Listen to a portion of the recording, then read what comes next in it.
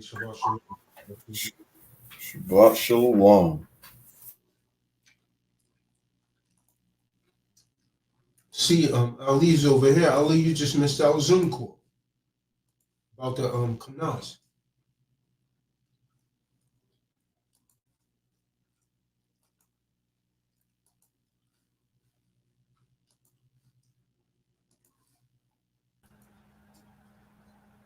Ali, we just done an hour and something Zoom call about the canals.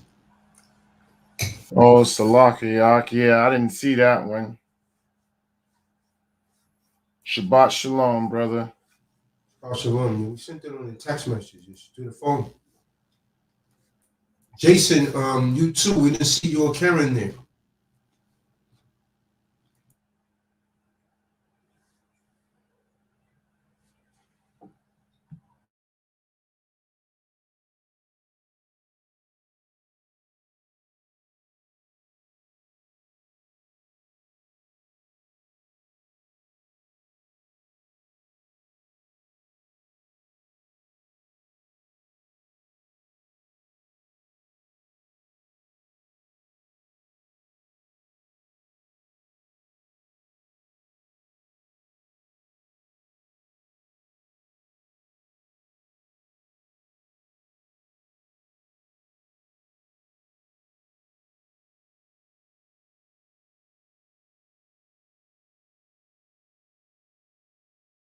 All right, any of you good brothers have anything where we give people the opportunity to get in the room? Shabbat shalom, everyone, by the way. And tonight's topic, let's stay on topic. So tonight's topic, Spirit is moving me to talk about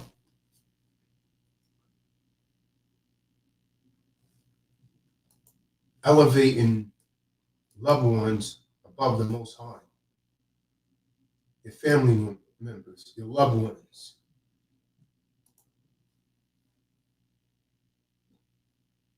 Scriptures say if anyone who loves their father or their mother more than me is not worthy of me. So we're going to discuss that tonight because I think this is a problem with many people.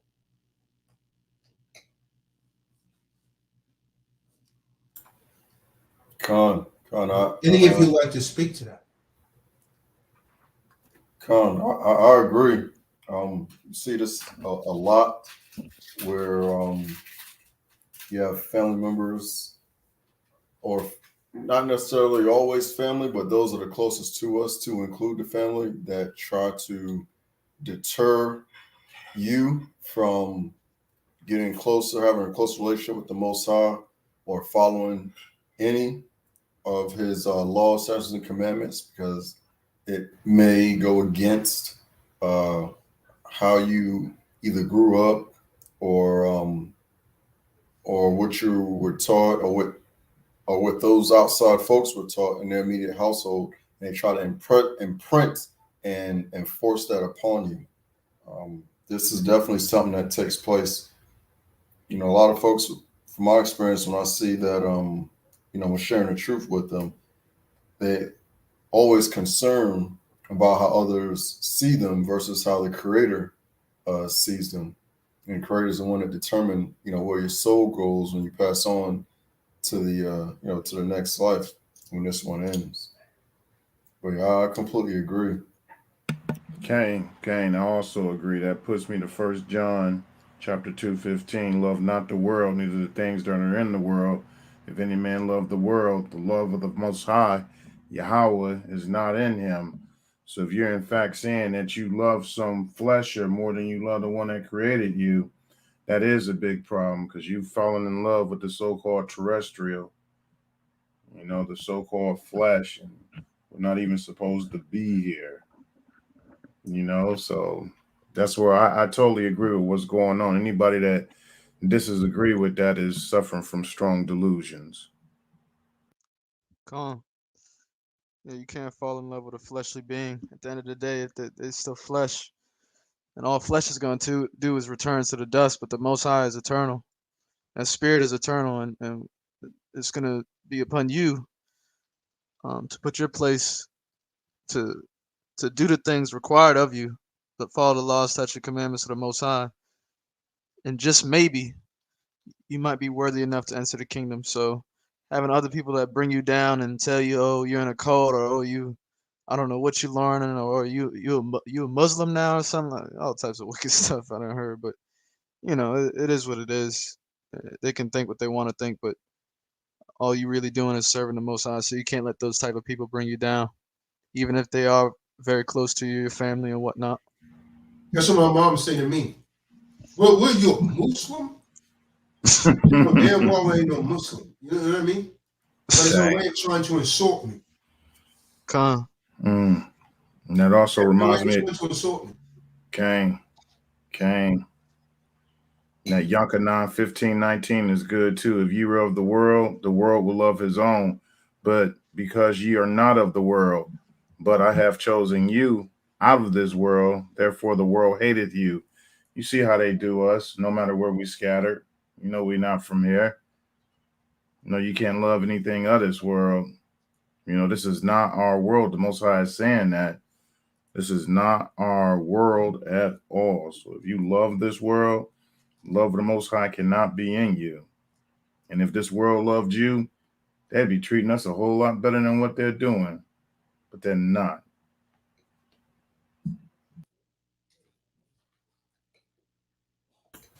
Yeah, it goes back to tonight's message is also akin of worshiping creation more than a creator. Mm-hmm. So if you think you got something and then you find yourself getting closer to the Most High, understanding more of his word, you following that. Anything you think you have at that time, if someone does not want to no longer be with you or around you, or they ridicule you, it is my faith that the Most High is going to give you something better, like the way Job, when he stuck to following Most High's word and not cursing him and dying, everything that he lost, the Most High replenished. So his story alone tells that we should continue to follow the Most High and his Son no matter what. And anything that happens to leave us, it won't really meant for us, and he'll give it back. He'll give it back and multiply it too. Whenever you're living right, man, Satan's damn sure coming. And I'll say it again, Satan's going to come after you. Yes. For those things that you love most, or that you did. Because Satan can't get you after things you don't have any desire in. That's right. He's going to come through someone that you love. See, Satan will jump on them, man. And you don't see the devil in your mom, because that's your mom. You don't see the devil in your father, because that's your father. And your daughter and your son. Because you're looking at them through rose-colored glasses. But we gotta spot the devil wherever it is and acknowledge, well, that's the spirit of Satan. Well, what did Hamashiach say to Peter? He say, get behind me, Satan. Because the spirit of Satan jumped on Peter. When Christ said, he said, Lord, I love you. He said, you're going to deny me thrice before the cock crows. Peter said, I would never do that. Christ said, get behind me, Satan. See, the spirit, not that Peter was Satan, but the spirit gets on you, man. Those spirits would get on people, man. And then if Satan does the damage that he does, then that spirit will leave them and go to someone else. And the person sometimes they don't even remember what they did. Don't even acknowledge why they did what they did. See, that's the spirit of the devil. Let's start with 1 Corinthians 15:26. See, the last enemy that we have to destroy is death. Is death. Come on, the book of 1 Corinthians chapter 15, verse 26. The last enemy shall be destroyed. The last enemy that shall be destroyed is death. See, death is an enemy. Why is death an enemy? It interferes with immortality. But Mashiach came to take us away from death. Isaiah 28, Isaiah 25, verse 8.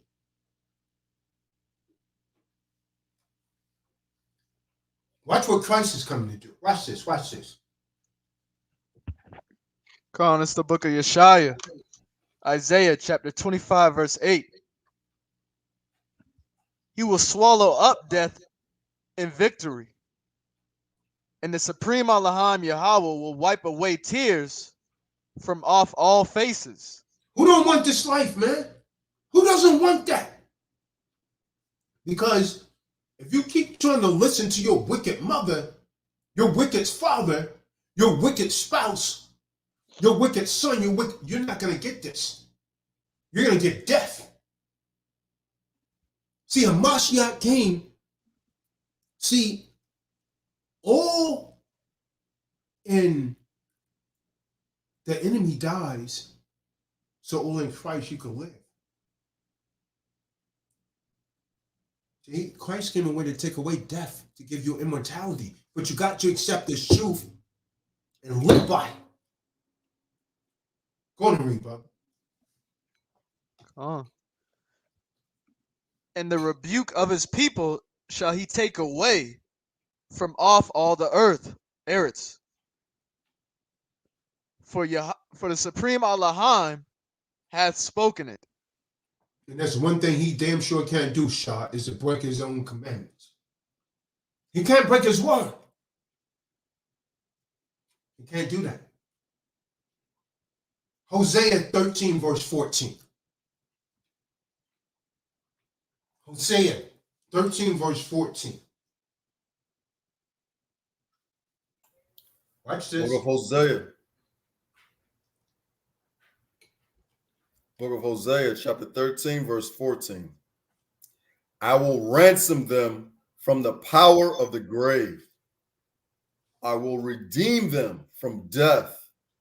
O death, I will be thy plagues. O grave, I will be thy destruction.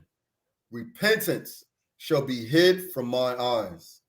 See, but I'm going to hit you with something about death. See, I appreciate death. You know why? Because that teach people they don't have forever. You don't have forever to tell a loved one that you love them. Because you don't know what the next moment's going to bring. You understand what I'm talking about? You have no clue what one moment is going to bring. From one moment to the next. People always say, well, yeah, I see you tomorrow.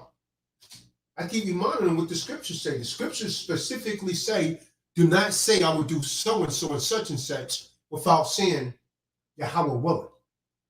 Yahweh willing. See, a lot of you forget that. Yeah, I say, yeah, I'll do it tomorrow. So say you. See, death has a way of prioritizing the more important things of life. It focuses us on what really matters. You ever notice, Ali, Nefertali, when someone dies, all of a sudden, I'm telling family members, I mean my family, right? I know family members, man, that was angry and one of them died. My aunt was upset with her mom when she died. And she wanted to go and tell her that I love her, but it was too late. And she was mourning and mourning. Oh, man, I wish I had told my mom that, yeah, I love my mom. Now, mom's dead. You can't talk to her. She crossed over. And her heart was filled with woe. See, that's what's good about death. It has a way of prioritizing the more important things of life. It focuses on what really matters. And even more importantly, what doesn't matter. See, the truth is, watch this. most of the stuff of life, it doesn't really matter. It don't matter. But it's what most of us strive for. It's not that it's not important. It's not that it's not even good or meaningful. But it is not ultimate.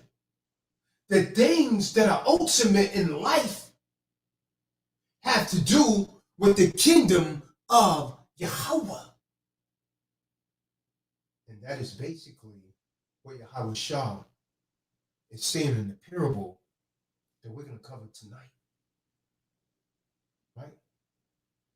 Two of the parables that we're going to cover are grouped together in the Bible.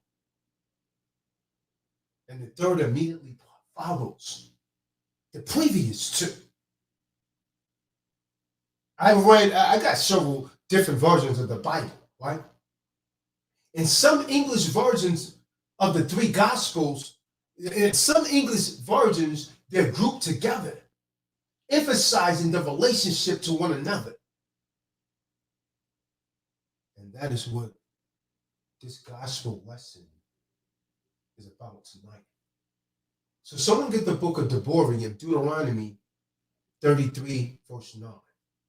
And someone else get the book of 1 Samuel 2 and 29.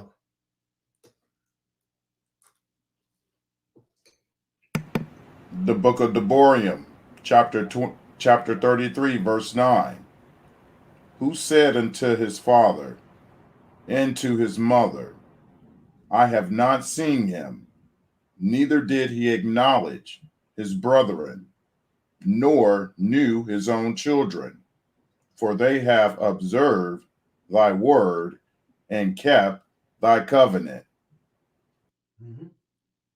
So they kept the covenant. Now let's get to 1 Samuel 2 and 29.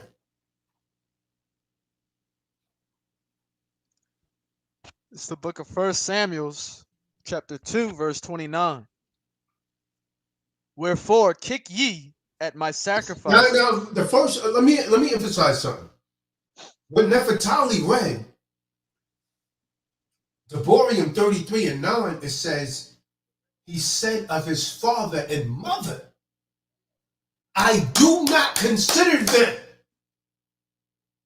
He disregarded his brother and did not know his own sons. Why? Why did this man neglect these people that all of us have been taught to love? It tells you why. At the end of that precept, for he kept your word and maintained your covenant. So he gave up his father. He gave up his mother. He gave up his sons for the love of the Most High. For the love of the Most High. Praise the Most It's High. right there in the Lord, man. That's why Hamashiach said, if your mother, if your father is more important to you than me, then wait until I bring my judgment on you. He said, you're not worthy of me. Did he say it or am I making it up? He said it. Okay. Oh. Let's give so what Hamashiach was saying when he quoted that is this right here in Deborah, in Deuteronomy. He was taking you back to the Lord. Nothing is supposed to be more important than the Most High. What happened when he was teaching in the temple? They said, Rabbi, your brother and your mother is outside wanting to speak. He spread his hands and said, behold, my brother and my mother within the temple with me. See, he always spoke in parables, Nefertali. He was saying, yeah, that's my brother. That's my mother outside. But my real brother and my real mother is right here in the temple with me. So in other words, he's saying, listen, if you ain't doing the works of what I'm doing, then you might be my brother, my mother by birth, but my real mother, my real brother is in this temple. That's right. Doing the work of my father. That's what he said. You can't even call me a liar. And a lot of you really needs to muse over that, man, because I'm telling you, you're not going to make it. Because your family takes you off course. Your family has Shaitan on them because of vanity. See, when the preacher's talking, Solomon, he said vanity is all vanity. The word vanity means vain. It means something that's meaningless. It's worth nothing. Let's go to 1 Samuel 2:29. Call in the book of 1 Samuel, chapter 2, verse 29. Wherefore kick ye at my sacrifice and mine offering, which I have commanded in my habitation, and honorest thy sons above me, to make yourselves fat with the chiefest of all offerings of Yasharallah, my people. And so now, you see, this parable is just the opposite of what we read in Devarim. See, what's going on here in 1 Samuel's is that they was putting family above the Most High. So the Most High said, why do you kick at my sacrifices and offerings? Then they're dancing, they singing, they're getting drunk off of wine that I have prescribed for my dwelling place. You have honored your sons more than me. He said, you love your children more than you love me. By fattening yourselves with the best of all offers. They're getting fat, man, at these feast days. Honoring their children, honoring their mothers.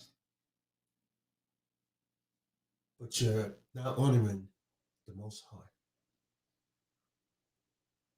So you're not worthy of him. This applies to all of you, man. I know some of you don't believe this, man. But the Most High is real, and you're going to find out that he's real. Because he's going to put some stuff in your life. From there, let's go to Zechariah 13, verse 3. Zechariah 13 and 3.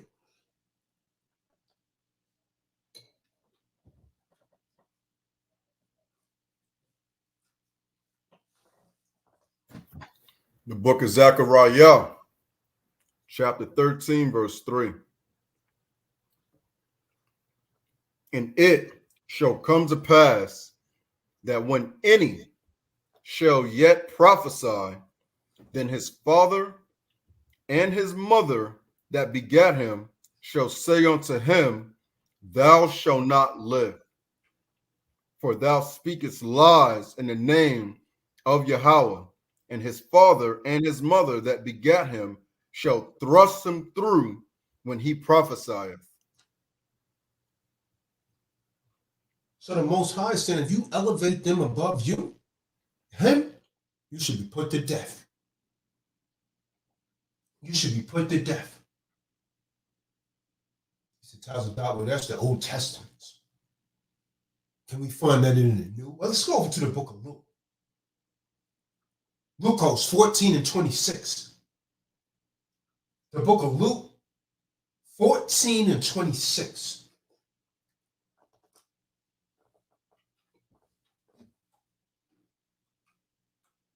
When you want to love your mother, when you know your mother is wrong, you want to listen to your father, when you know he's wicked, then you're not worthy of the kingdom. I didn't say, I'm just quoting what the book said. None of you have a right to get mad with me. Read it for yourself. I'm going to tell you, man, if you keep it up, the Most High, you're not going to enter the kingdom. And the Most High will curse your damn children. Okay. He will curse your parents. How many of you ever read the parable in the Bible where the Most High told the mother and father to kill the son because his son was wicked? And he would mess up two good parents' lives. You got to cast the scorner out, man. Doesn't matter if it's a so-called loved one. Because that's not love. I'm giving you love. 2 John 6, that's love. I'm giving you love right now. Luke 14 and 26. Cain, Luke chapter 14, Verse 26. If any man come to me and hate not his father and his mother and his wife and children and brethren and sisters, ye in his own life also, he cannot be my disciple. You see that? Tell me what that means, Moray. Tell me what that means, Nafatali. That there is saying that the Most High is not even claiming you. If you don't dislike any of those, if you don't hate the father, he's disclaiming you. If you don't hate the mother, he's disclaiming you. If you don't hate the wife, he's disclaiming you. If you don't hate the children, he's disclaiming you. If you don't hate the brethren and sisters, including yourself, your own life, you cannot be a disciple of the Most High. So now the Most High, is he saying, oh man, just hate your mom? That's not what he's saying. What he's saying is that if your mom's life and what your mom saying is more important to you than this world, if you don't listen to your mother, your father, your sister, your brother, your spouse over this word, then you're not going to enter the kingdom of the Most High. That's what it's saying. You're not going to make it.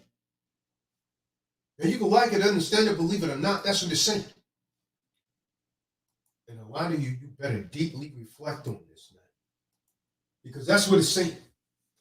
If you're going to listen to your mom, and you know your mom is wicked, if you listen to your father, and your father's wicked, your son, your daughter, and they're wicked, and they're trying to get you to go against this truth, you're not going to make it because you're wicked too.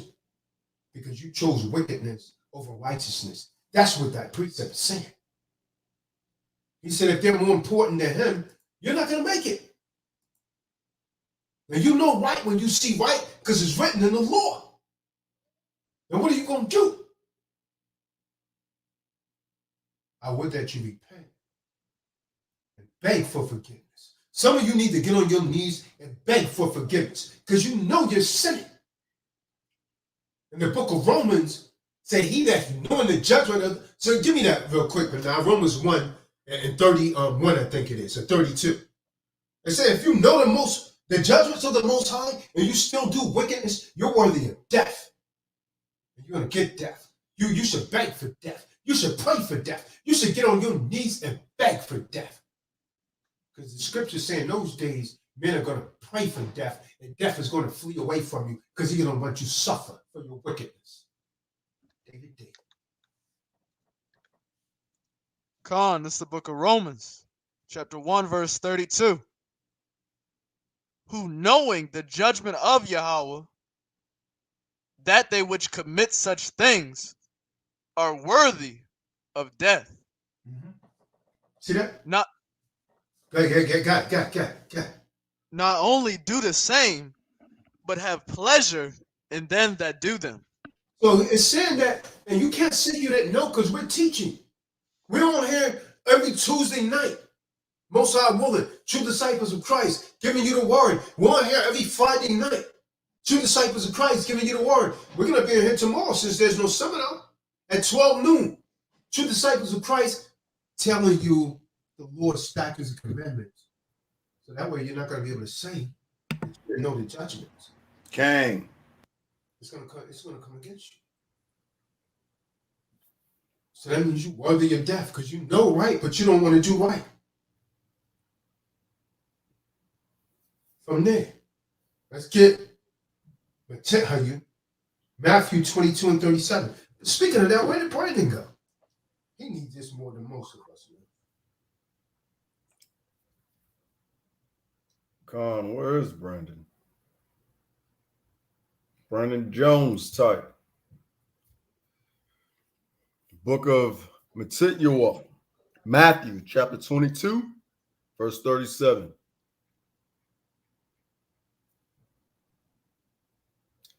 Yahweh said unto him, thou shalt love the supreme Elohim Yahweh with all thine heart, and with all thy soul, and with all thy mind.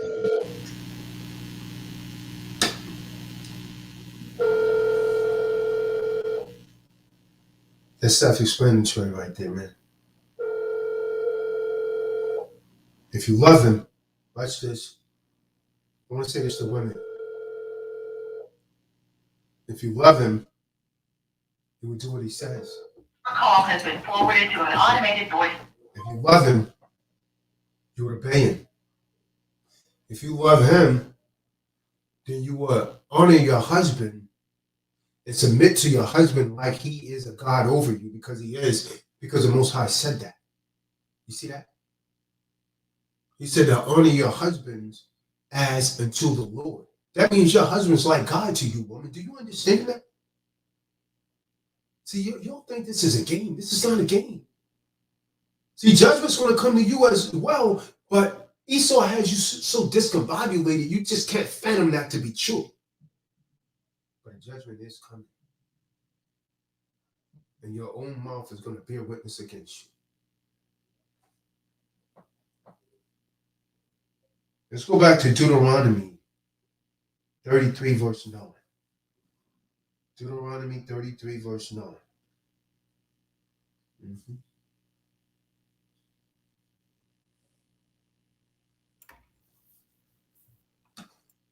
It's the book of Deuteronomy, chapter 33, verse 9. Who said unto his father and to his mother, I have not seen him. Neither did he acknowledge his brethren, nor knew his own children. For they have observed thy word and kept thy covenant. See that? That's how we're supposed to be. We're supposed to observe this word and keep. The covenant means contract. What is a contract? These laws, statutes, and commandments in the Bible.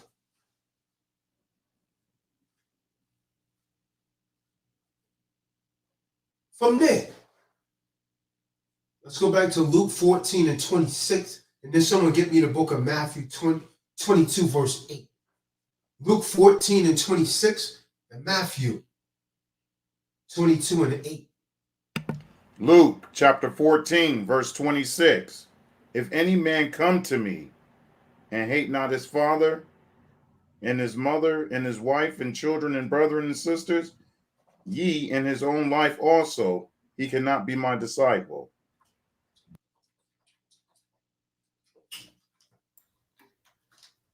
John 8 and 31 said, if you follow my truth, you keep my commandments, then you're my disciples indeed. From there, let's get Matthew 22, verse 8. Book of Matthew, chapter 22, verse 8. Then saith he to his servants, the wedding is ready, but they which are bidden were not worthy. So what is the wedding that he's talking about? Remember, Israel, the whole nation. Let me tell you this first. Yahweh Shah is a polygamist, right? Yahweh Shah is a polygamist. The one that you ignorantly call Jesus Christ is a polygamist in that he's one man, but he's married to the entire nation of Israel. Understand that?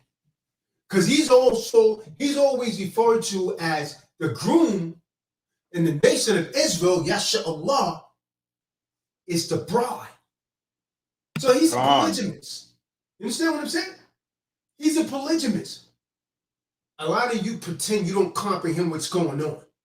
Well, how can a man love more than one wife? Well, then how can Christ love all of us? You see that? You're moving in the wrong spirit. That's why you don't comprehend. Because the Ruach HaKodesh is not moving on you. See, this wedding that he's talking about is the judgment. We're supposed to be preparing for this wedding to meet the groom. You're the bride. He's going to marry the nation of Israel, but only the remnant that keep these laws, statutes, and commandments. He said to his servants, the wedding is ready, but they which were bidden were not ready. From there, let's get Luke 20 and 35. So are you ready for the wedding? Luke 20, verse 35.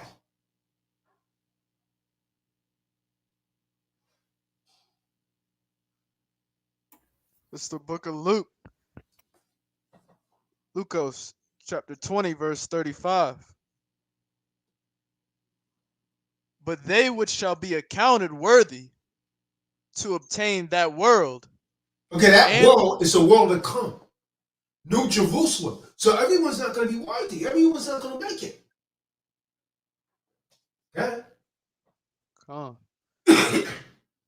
but they which shall be accounted worthy to obtain that world and the resurrection from the dead, neither marry nor are given in marriage. Mm-hmm. See that?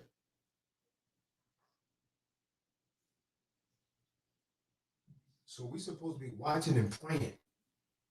You're not watching and praying if you're sinning. You're not watching and praying, woman, if you're disobeying your husband.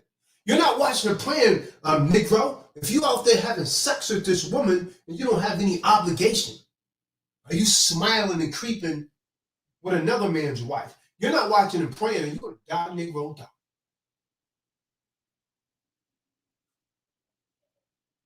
Luke 21 and 36. Watch and pray. These are the two words. If you don't take anything else from this sermon tonight, take these two words because it's what you better be doing. Watch and pray because that's going to keep you from sinning. You're watching for any kind of evil and wickedness. Where it's coming at you. Might be coming from your mom. Might be coming from your daughter. Might be coming from your father. Watch and pray so that you do not fall into temptation. Go ahead, King. Book of Luke chapter 21, verse 36. Watch ye therefore and pray always, that ye may be accounted worthy to escape all these things that shall come to pass, and to stand before the Son of Man. Okay, so that means if you're full of sin, you're not going to be able to stand before him, Nefertari. He's going to say, get to my left side. Gang. Remember, he's coming to separate the sheep from the goat, the wheat from the tare. That's right. Everyone's not going to make it, man. You say, why call of me Lord, Lord, and you do not the things that I say? You can't do what you want to do, brother, sister.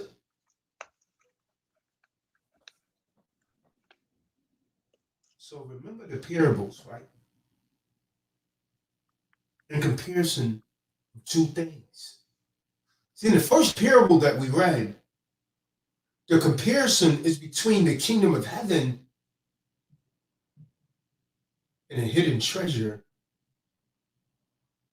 that a man happens to stumble upon. The second parable compares the kingdom of heaven to a merchant not stumbling upon, but rather searching for a fine pearl and then finding it. You guys ever read that parable? And the third parable compares the kingdom of heaven to a large diamond that gathers up many similar looking fish that are later divided into groups of good and bad. How many of you guys ever read these parables? La.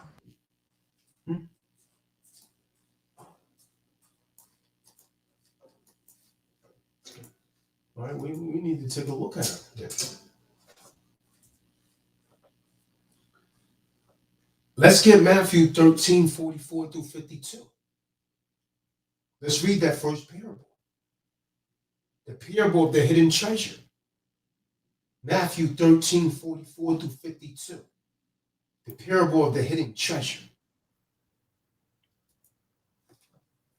On the book of Matthew, chapter 13, verse 44 through 52.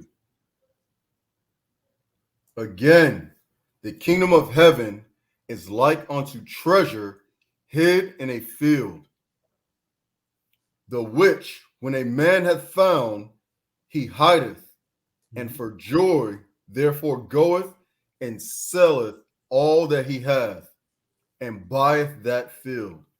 And someone else write this down. The other parable we're going to read is Matthew 13:45 through 46. That's going to be the second parable. Go ahead, General. You guys are being 13:45 through 46. So the first one was supposed to be 13 what? No, you're reading the right one. Okay, 13:44. Con 13:45. Again, the kingdom of heaven is like unto a merchant man. Okay, so this is the second parable. Okay. Seeking goodly pearls. Mhm. Verse 46. Who, when he had found one pearl of great price, he went and sold all that he had and bought it. Want to read 47? Yeah, read on. Verse 47. Again, the kingdom of heaven is like unto a net. Now, this is the third parable right here. Okay. Is like unto a net that was cast into the sea and gathered of every kind. So they gather all kind of fish. Go ahead. Which, when it was full, they drew it to shore and sat down and gathered the good into vessels, but cast the bad away. So there was good fish and there was bad fish. This is comparing to you. The good ones are going to make it. The bad ones are going to be cast away. Okay, read. Come on, verse 48.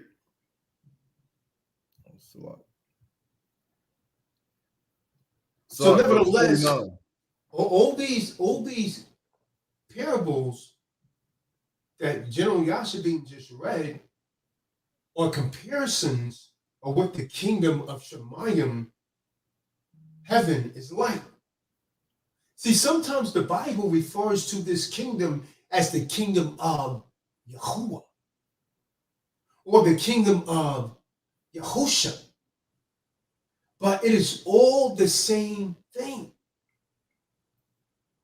It is the realm where Yahuwah is, and it's the realm where Yahuwah rules. But specifically, it is the realm where Yahuwah rules with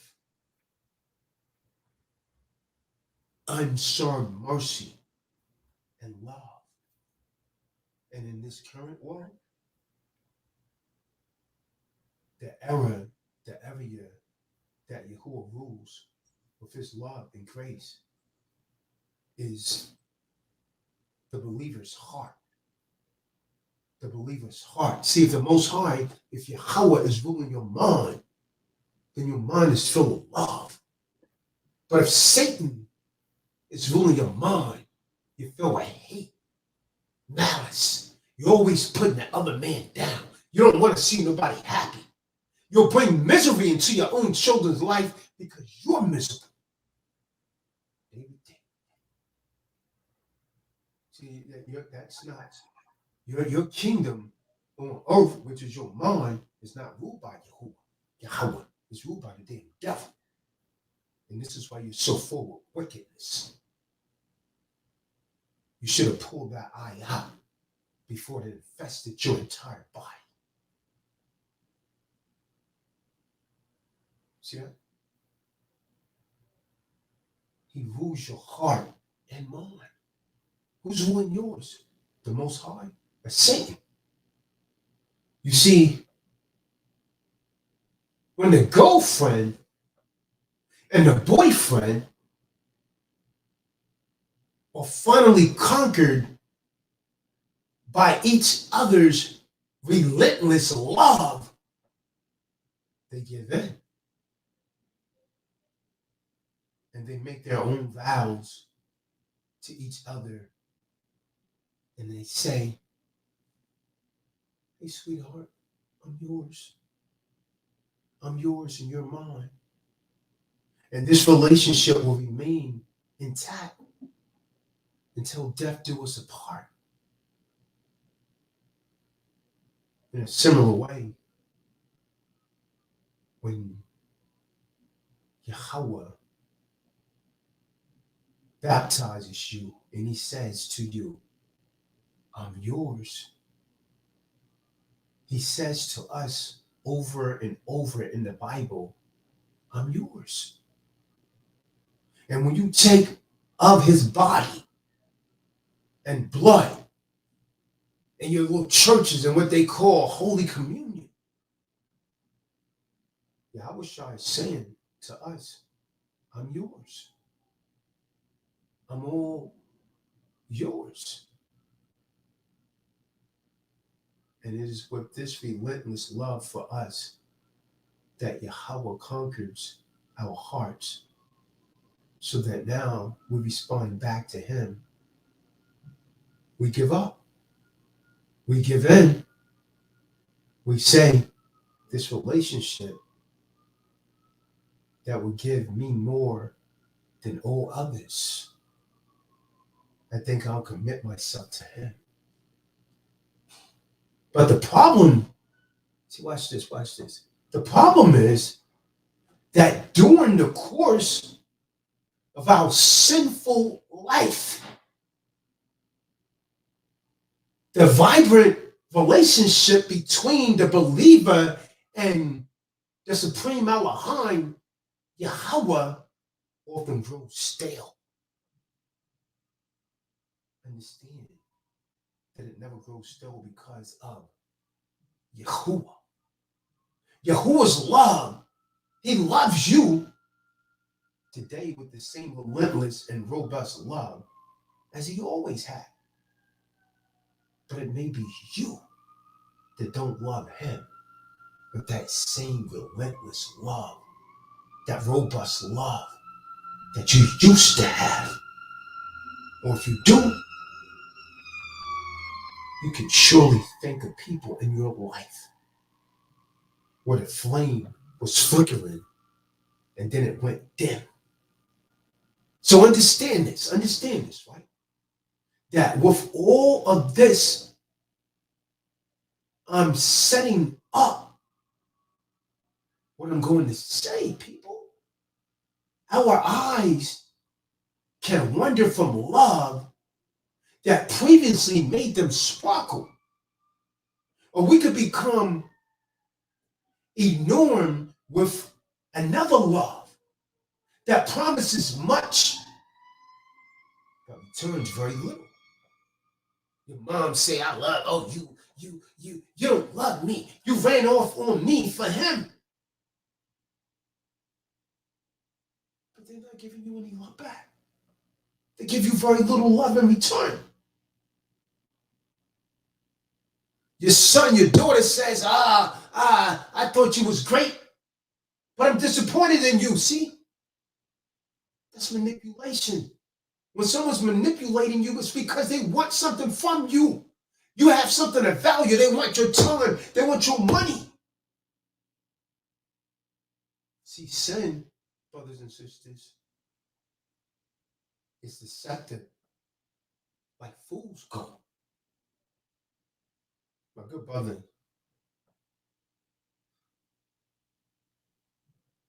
what's his name, man? Guy in Ohio. He said, come on, Tazadaq. Edward Isaac. Edward, I gotta tell the truth, man. I'm not putting you on the spot, Edward, because I have nothing but love for you, right? Edward Isaac said, yeah, I got this gold for you. Man, I just wanted to give it to you, man. So why you want to give it to me, brother? Why don't you give it to General Yashabi? He said, nah, man. Real story. He said, nah, man, I want to give it to you, man. It's for you, Khan. You do so much. So I say, Edward, are you sure this is real gold? I don't want you to have me take something in some shop, because I'm going to try and go and get it appraised to see how much it's worth. He said, nah, Khan, I wouldn't do that for you. This is real, man.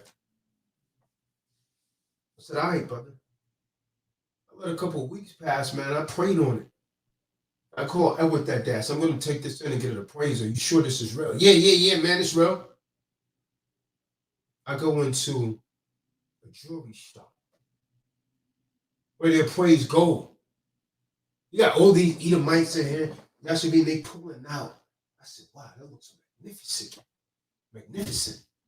Shiny diamonds and gold Edomites in there. When I came in, look like they got an alarm. You ever been in a quiet room in Nefertari? Everything's real noisy. Like you walk in a cafeteria, right?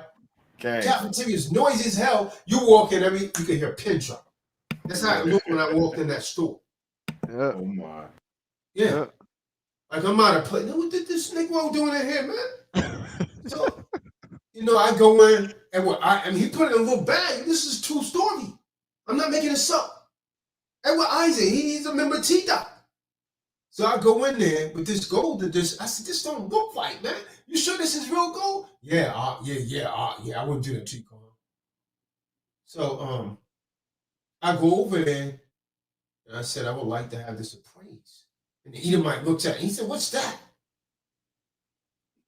I said, I want to, and he used some word, Ali, I wasn't even familiar with, right? Uh-oh. Yeah. He used some word I wasn't familiar with. And, then otherwise he say, because I don't study gold, I don't know these terms. You know what I mean? And so he said, fool's gold. I said, damn. This guy done got me come over here and beers. Luckily, they ain't trying to call the damn cops like I'm trying to sell them something illegal. You see what I'm saying? Yeah, hurry up and got up out of there. I called, and I was on the phone with this brother there. Oh man, well, you sure you know what he's talking? I said, man, I just took it into a damn appraisal shop. It's fool's gold. I said, brother, you made a fool out of me, and I asked you not to do that. And the brother said, okay, I'll get you out here. I got another piece. I said, listen, man, I don't want no more, man. I'm sure this piece is real. I said, man, that's what you told me about the other thing. You've done everything except swear on the Bible, man, that this is real. So it goes back to this parable, man. That just made me think of Edward Isaac and how he made a fool out of me that day, man. And see, that's what sin is like. I'm saying that to say, that's right. That's what they said, Joe Moore. Pyrite. Yeah. Yeah, pyrite. That's what he said. Iron pyrite. It connect that to pirates. Yeah. Pyrite. Fool's gold. Right.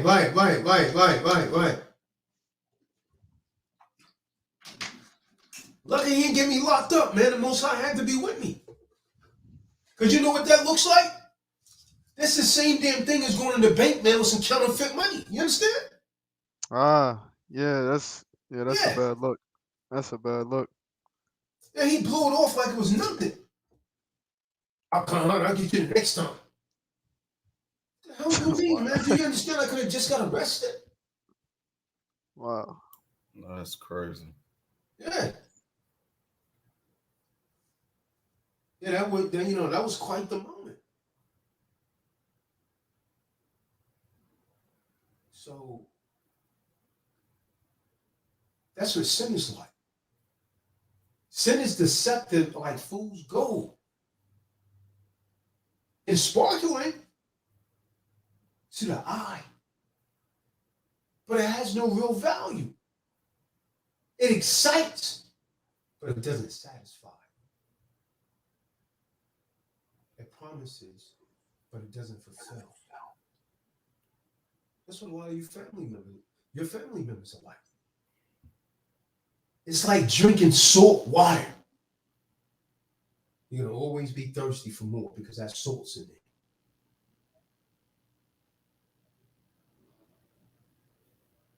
What could give you more in life?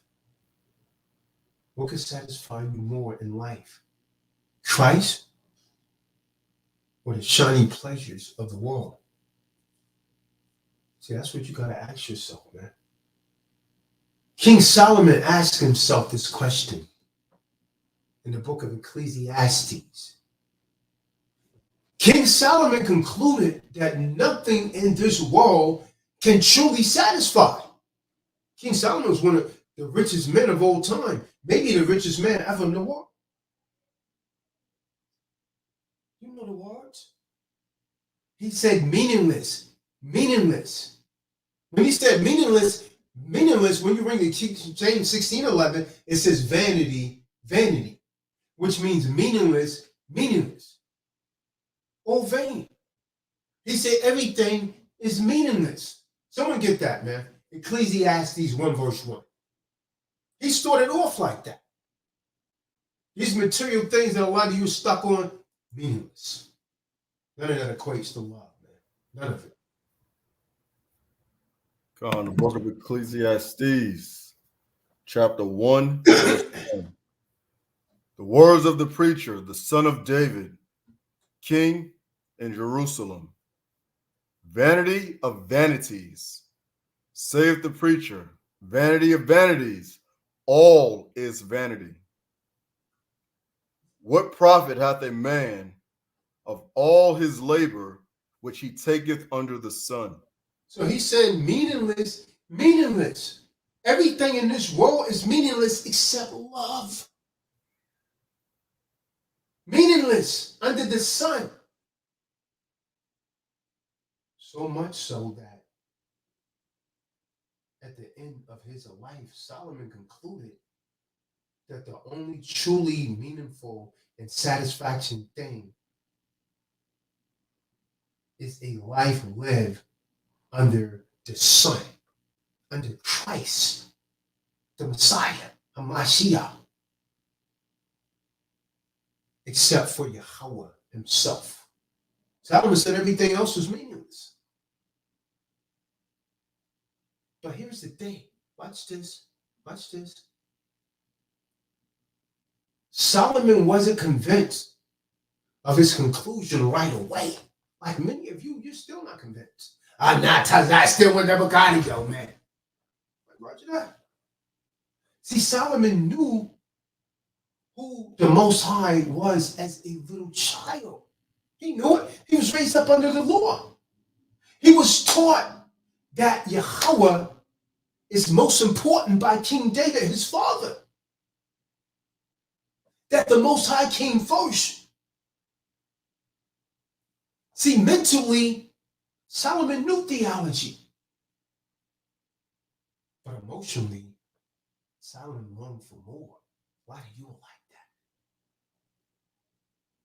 And that is what the book of Ecclesiastes is all about. See, Solomon goes on a search for the true meaning. He seeks it first in wisdom, then in pleasure. 1,000 women. Then in hard work. Then in riches. And then in success. But none of it satisfied him in the long run. He was still thirsty for more, Marty Mark. The one thing he discovered that doesn't take away his thirst for more is what he already had from the beginning. He just forgot about it. It was the relationship with Yahuwah, with Yahweh. You understand that, David?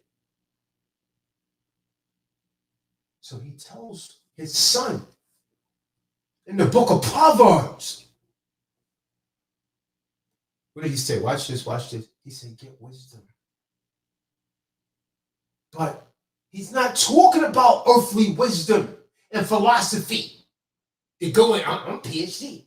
He's not talking about that, folks. He's not talking about earthly wisdom and philosophy that he previously sought in the life. I'm going to go and get my degree. No. He's using the term wisdom as a personification of Yahweh Shai. See, Christ is true wisdom. The fear of Yahweh is the beginning of wisdom. Proverbs 1:7. Someone get that. Because the wisdom of this world is foolishness with the Most High. Someone get that Proverbs 1 and 7. The book of Proverbs, chapter 1, verse 7. The fear of Yahweh is the beginning of knowledge, but fools despise wisdom in instruction. See, a fool hates this. The fool don't, why he talking that Bible stuff. From there, let's get 1 Corinthians 3 and 19. See, you go and get your, I have my degree. I went to the great school of Harvard University, Boston, Mass. Scriptures say the wisdom of this world is foolishness with the Most High. Cain, 1 Corinthians, chapter 3, verse 19. For the wisdom of this world is foolishness with the Most High, Yahweh. For it is written, He taketh the wise in their own craftiness. So now are you wise or you a fool? That's rhetorical. Let's just read a few things that Solomon says to his son in the book of Proverbs. Let's get Proverbs 3, 13 through 15. David. Proverbs chapter 3, 13 through 15. Proverbs chapter 3, verse 13 through 15. Happy is the man that findeth wisdom, and the man that getteth understanding. For the merchandise of it is better than the merchandise of silver, and the gain thereof than fine gold. Mm-hmm. She is more precious than rubies, and all the things thou canst desire are not to be compared unto her. So here's a man that had everything in life, Nefertali, and he's telling you the most important thing you could get in this life is Christ, man. Cain. This man was rich. Con. This man had 1,000 women. He was successful. He was rich. And he said that was all vanity, meaningless, without Christ. So the very thing that he had in the beginning that his father, King David, taught him, he realized that was the most important thing in this world. And some of you still haven't figured that out. Mm-hmm. Proverbs 8 and 35 to 36, man.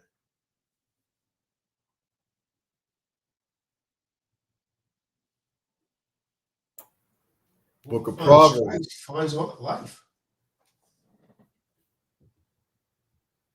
Book of Proverbs, chapter 8, verse 35 and 36. For whoso findeth me findeth life. Me is wisdom. You know. And shall obtain favor from Yahweh. Mm-hmm. But he that sinneth against me wrongeth his own soul, and all they that hate me love death. See that? So you could say the same thing about Yahushua. In fact, these verses was inspired by the Ruach HaKodesh to refer to Yahushua. Proverbs 4, verse 7.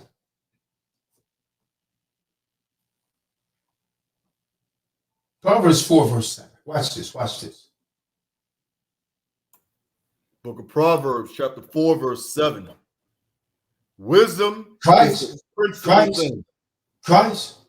That's what it's saying. They got wisdom that is referring to Hamashiach. Christ is the supreme thing. Read on. Therefore, get wisdom, and with all thy getting, get understanding. Mm-hmm. Now, isn't that what Yahushua is saying in his parables of the treasure and the pearl?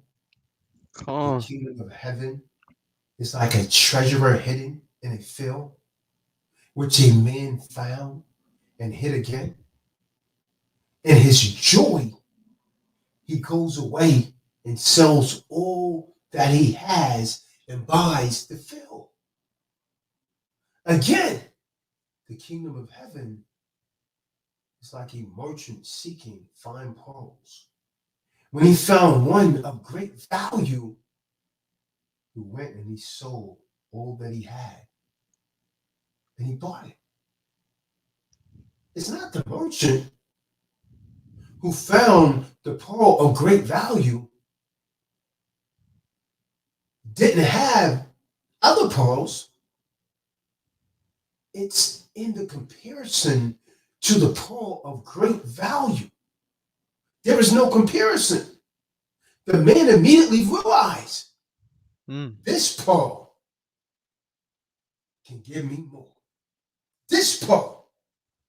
See, in the same way, it's not the man who found the hidden treasures didn't have other items of value in his life.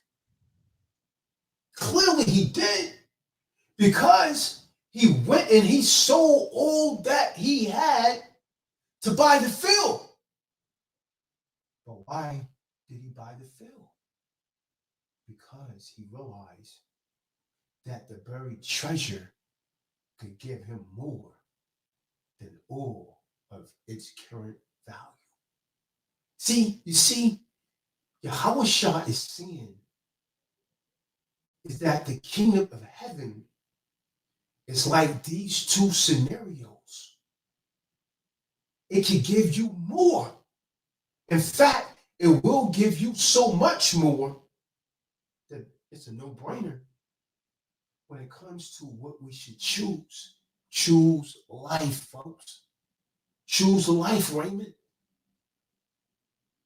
See, to find the kingdom, and again, once you find the kingdom of heaven, and then to ignore it, or lose it, or treat it as if it were of less value than these earthly things, that's utter folly. It's total folly.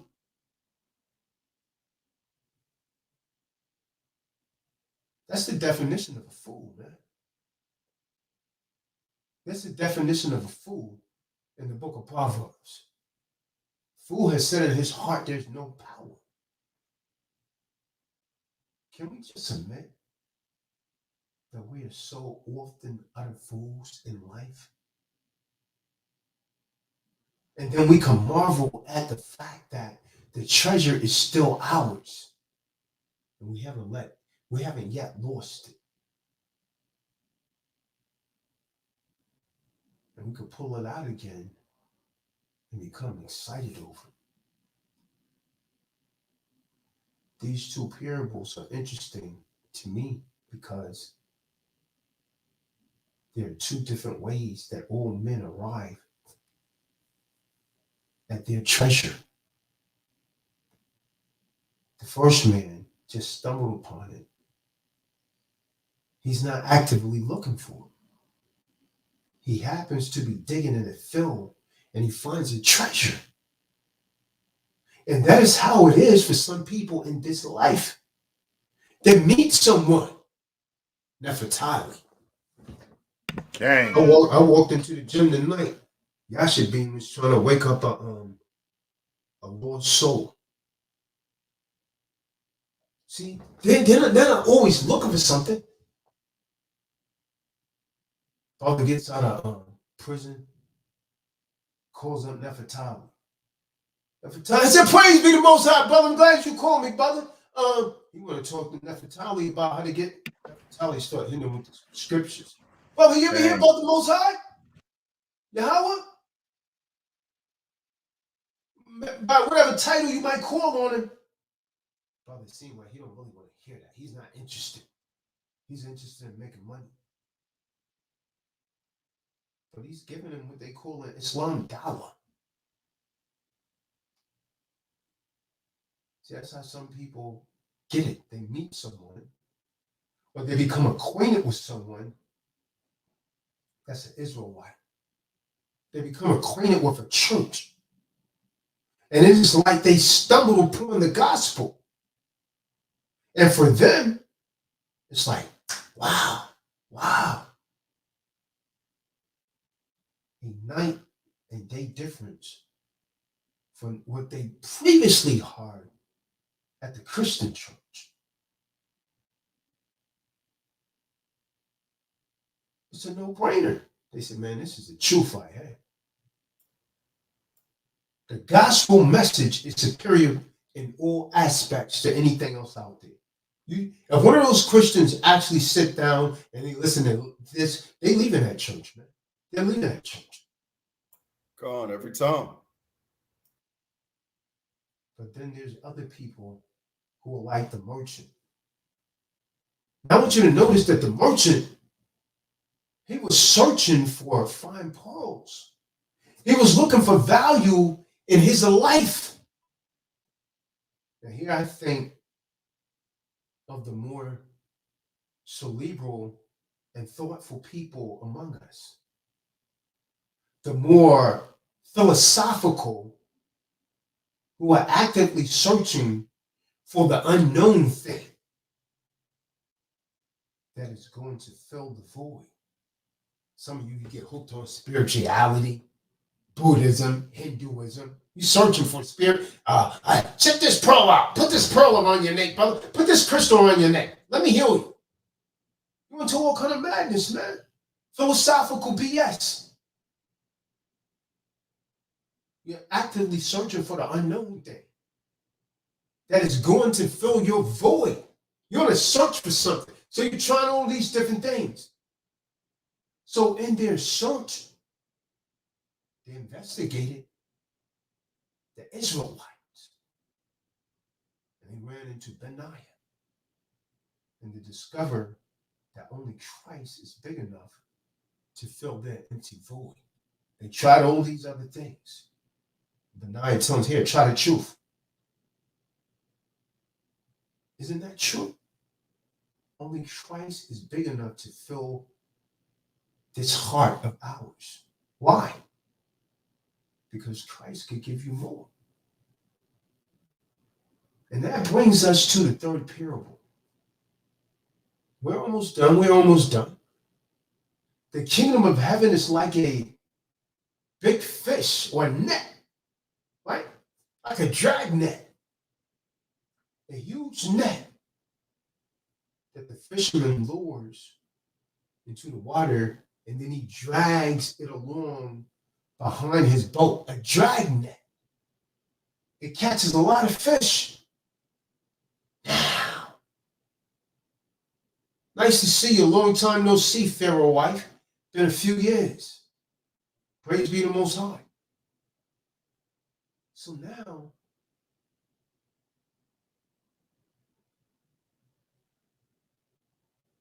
this drag net is being dragged behind the boat. A huge net that the fisherman lures in the water and drags behind the boat. Catches a lot of fish. Now they say we're Israelites. We're a Christian nation.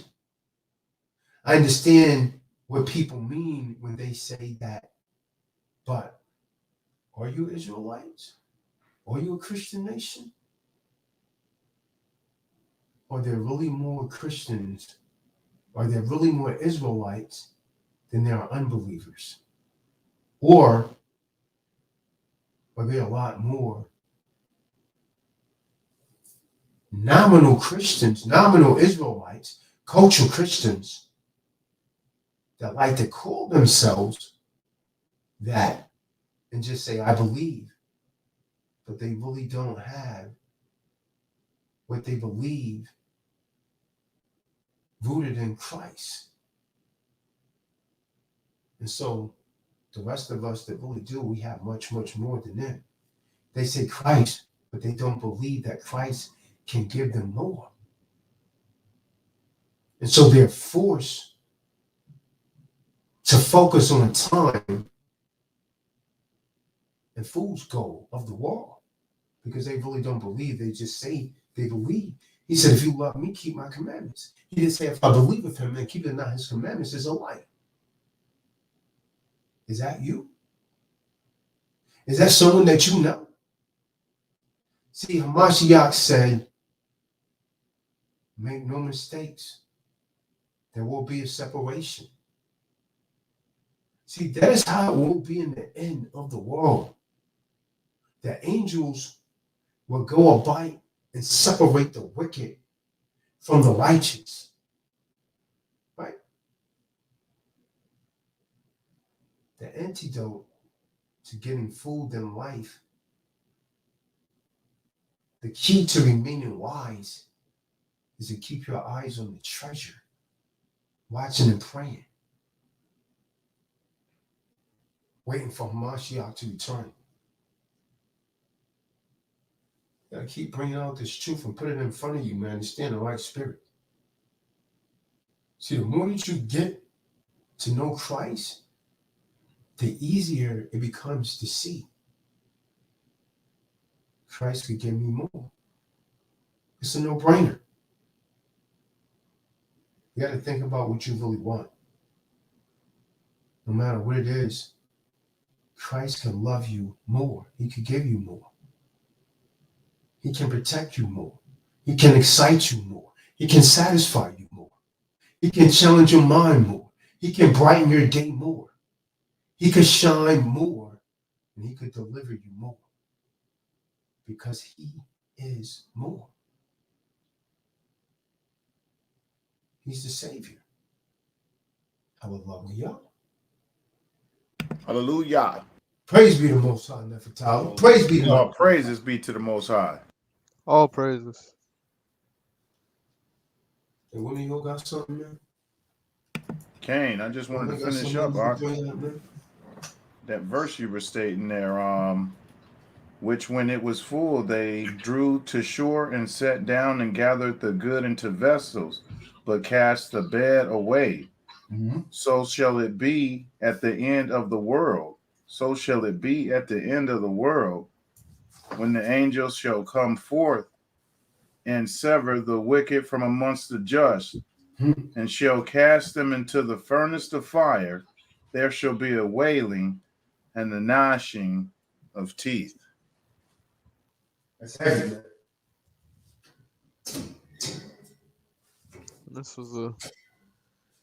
This lesson tonight was really somewhat of an eye opener to really, not that I didn't already know, but to understand that when Yahweh Shai is speaking these parables, is connecting back to the quote unquote Old Testament or Old Covenant. It's really amazing, and it goes to show you that the word of the Most High does not change at all whatsoever. So it's just Yahweh Shai bringing it in a different light.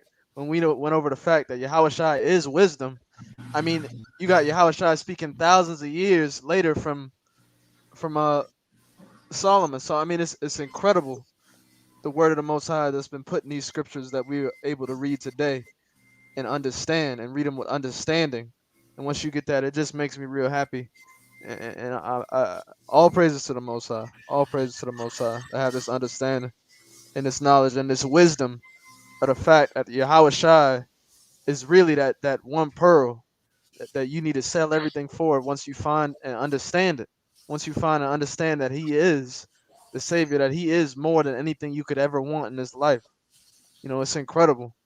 And I thank the Most High for being able to stumble upon this quote unquote stumble. It was already preordained, but pre-ordered, but it's really incredible to connect that these precepts like that. And the scriptures tell you that precept upon precept, line upon line. So it's not chronological order, but you got to go from, you know, the quote unquote Old Testament, Old Covenant to the new one and back and forth, because it's all the same. Come on. It's all the word of the one true living God, Salakia, the one true Allahan. It really is. But a lot of people don't understand that. They try to separate Old Testament too. It really is all one and the same. And it's just incredible. It's just incredible. Okay, knock, and that's funny you say that, because you know that saying that it's the New Testament and that's the Old Testament, that's really confusing to folks. But if you go to Matthew's chapter 5:18, it clearly says, "For verily I say unto you, till heaven and earth pass, not one jot or one title shall change in no wise pass from shall in no wise change shall in no wise pass from the law till all be fulfilled. Heaven and earth have not passed. One jot, you look at it in the dictionary, It means the smallest bit, the smallest iota. And no wise shall change from the law. So how can they say, oh, well, we can do this, but we can't do that? Nothing has changed. Not the smallest jot from the pants to what marriage is and eating bloody meat. You can't do it. You can't do it. You can't do it. Nothing's changed. Not one jot.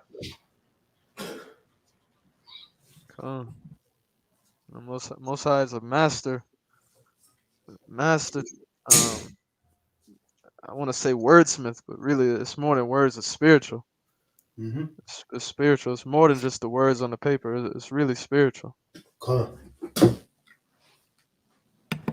And it's really not how long you're living. For a lot of these people who don't understand, we're just on a journey in the meat suit right now. Got to make that transition back to that celestial body.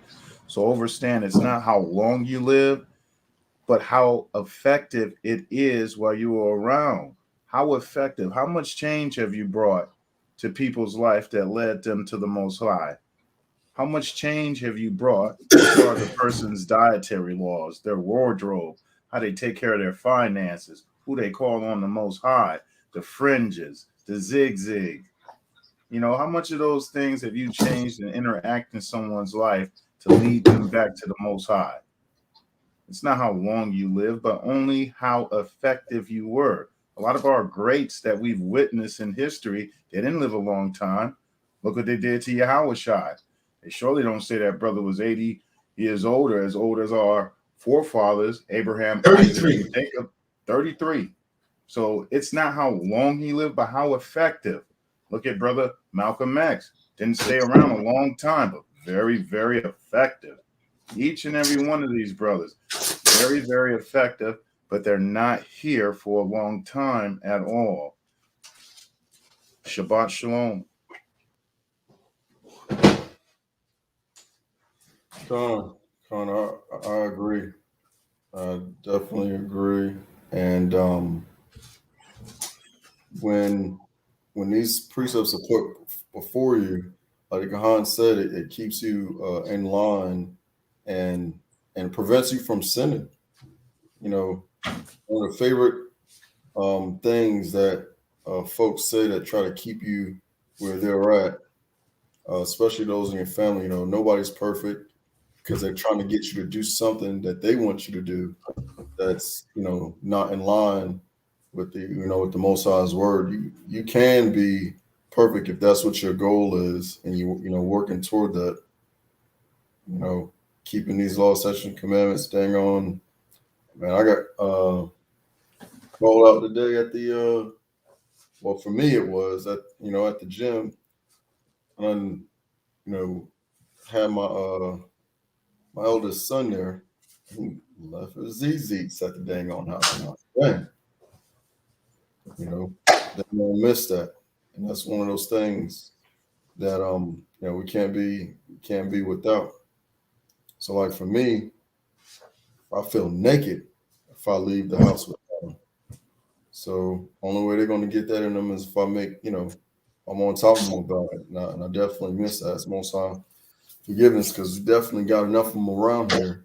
But that's just every opportunity it is for us to to correct ourselves and follow what's written. It is for our benefit.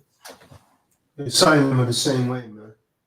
I gotta keep telling them to put those on, man. I keep telling them to put them on. Put your ZTs on, man. That's our protection. That's our reminder. We ain't supposed to be out here getting tattoos and marking up our body. That's it. Them fringes and them ZZs.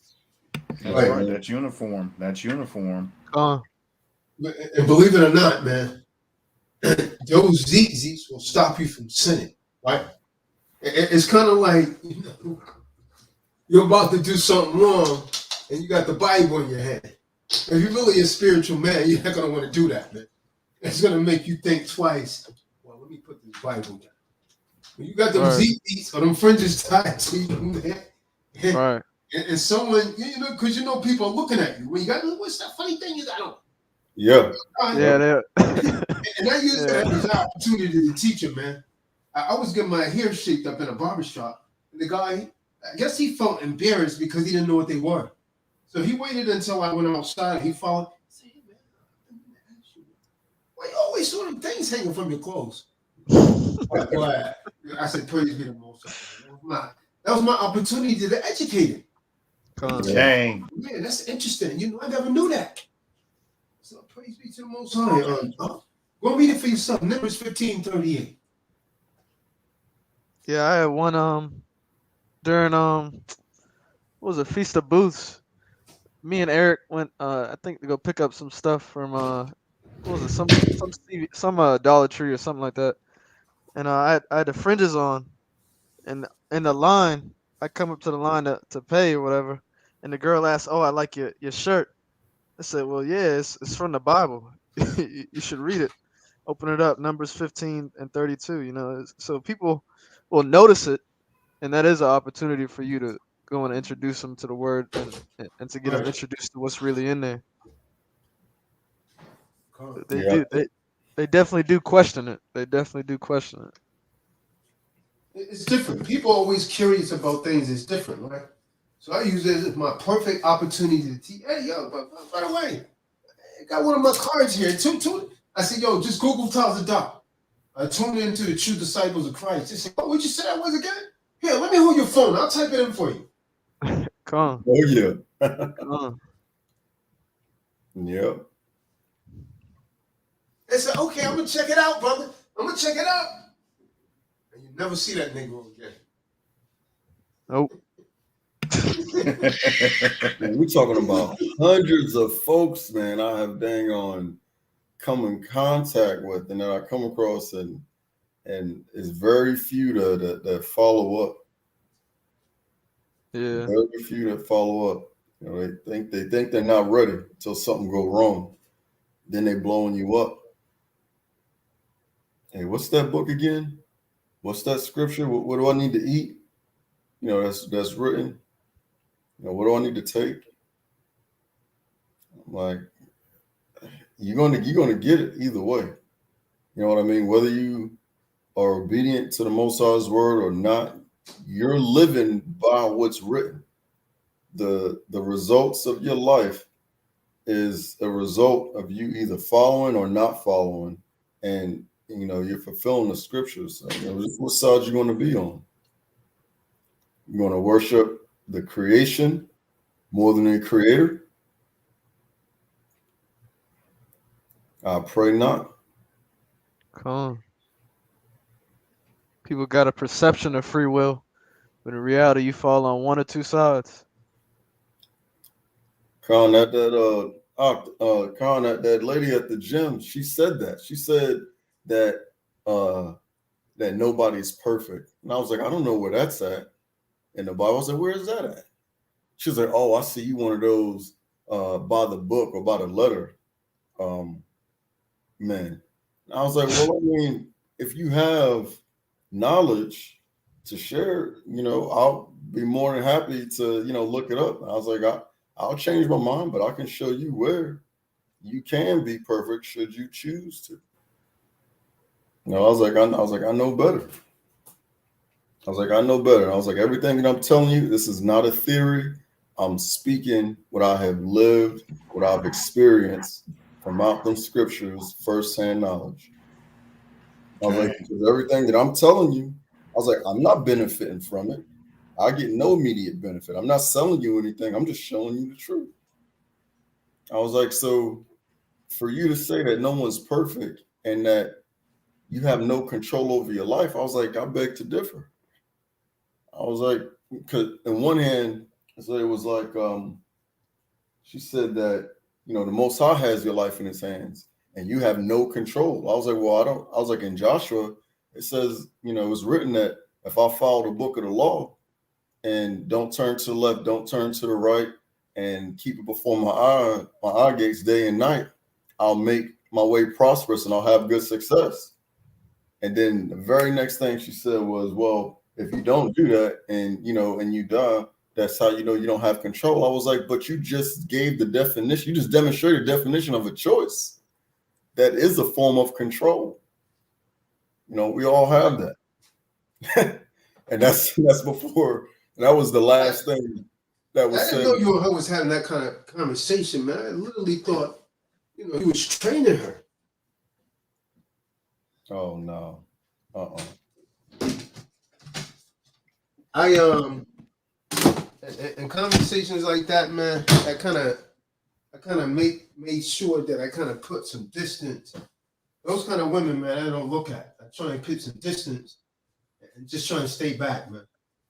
Because I was saying, I hope she don't say anything to me, man. I don't. But I literally thought you was training her. I would have never guessed that, that was going on. Yeah. Yeah, that's been coming up lately a lot, Ox. People saying that you can't be perfect or nobody's perfect, but you go to Psalms 19:7 and it clearly says the law of the Lord is perfect. So if you're following that law, what does that make you? I mean, you are the temple. If you're putting these type of directions, commandments, laws, and statutes that Yahweh gives us into motion, which is perfect, that then makes the temple perfect. A lot of these people are caught up in that Eurocentric mentality, that Western type of mindset, but makes you think that you can't be perfect. You can follow the laws of the Most High. Follow the laws of the Most High. It's crazy. That type of people that say, "Oh, buy the book," or you. They like to have this mentality that they think that you're holier than thou. Those type of people. It's just Yeah. it's really crazy. And why would I not be by the book, by the inspired word of Most High, all of it, not just Okay. some of it, but all of it. Only way you pass the test is the only way you pass any test by going by the book. Not a cheat sheet, but the book itself. How do you pass this short journey we call life? By following the book, biblical instructions before leaving earth. Because everybody got to give up the ghost. So why not follow the instructions on how our forefathers made it to the next level of conscientiousness? But that might have been too heavy for some of them reprobated minds, but they better stay tuned. Yeah, man. Because I mean, They're gonna find out it's not too heavy when that sky crack. Okay. Oh yeah. And when Howard shall come with that bloody garment, it's not gonna be too heavy then.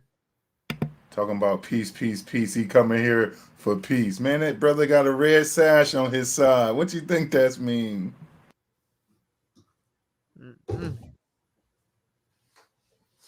David said, "Our brother, he ain't gonna be no brother when he come back. He's gonna have blood shed on. You know what I mean?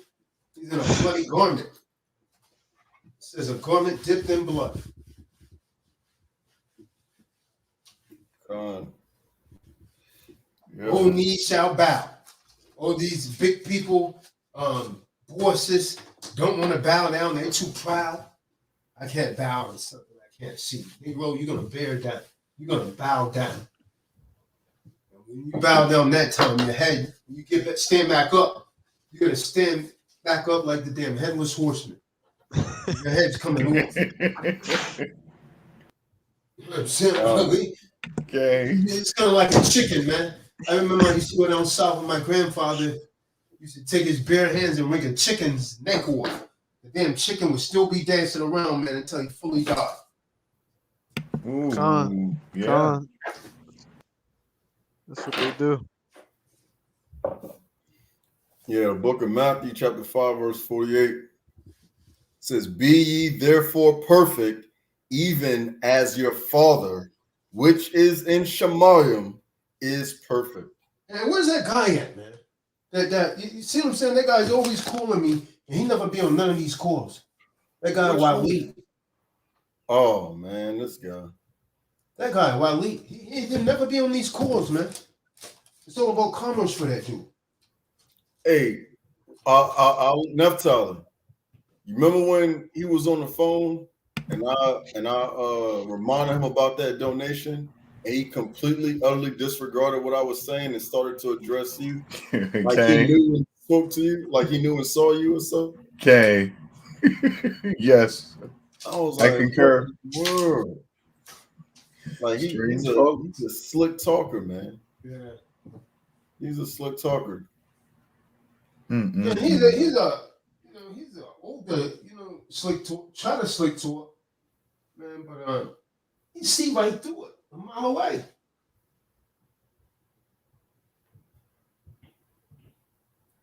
Yeah, full of big promises and don't show forth in any kind of way, man.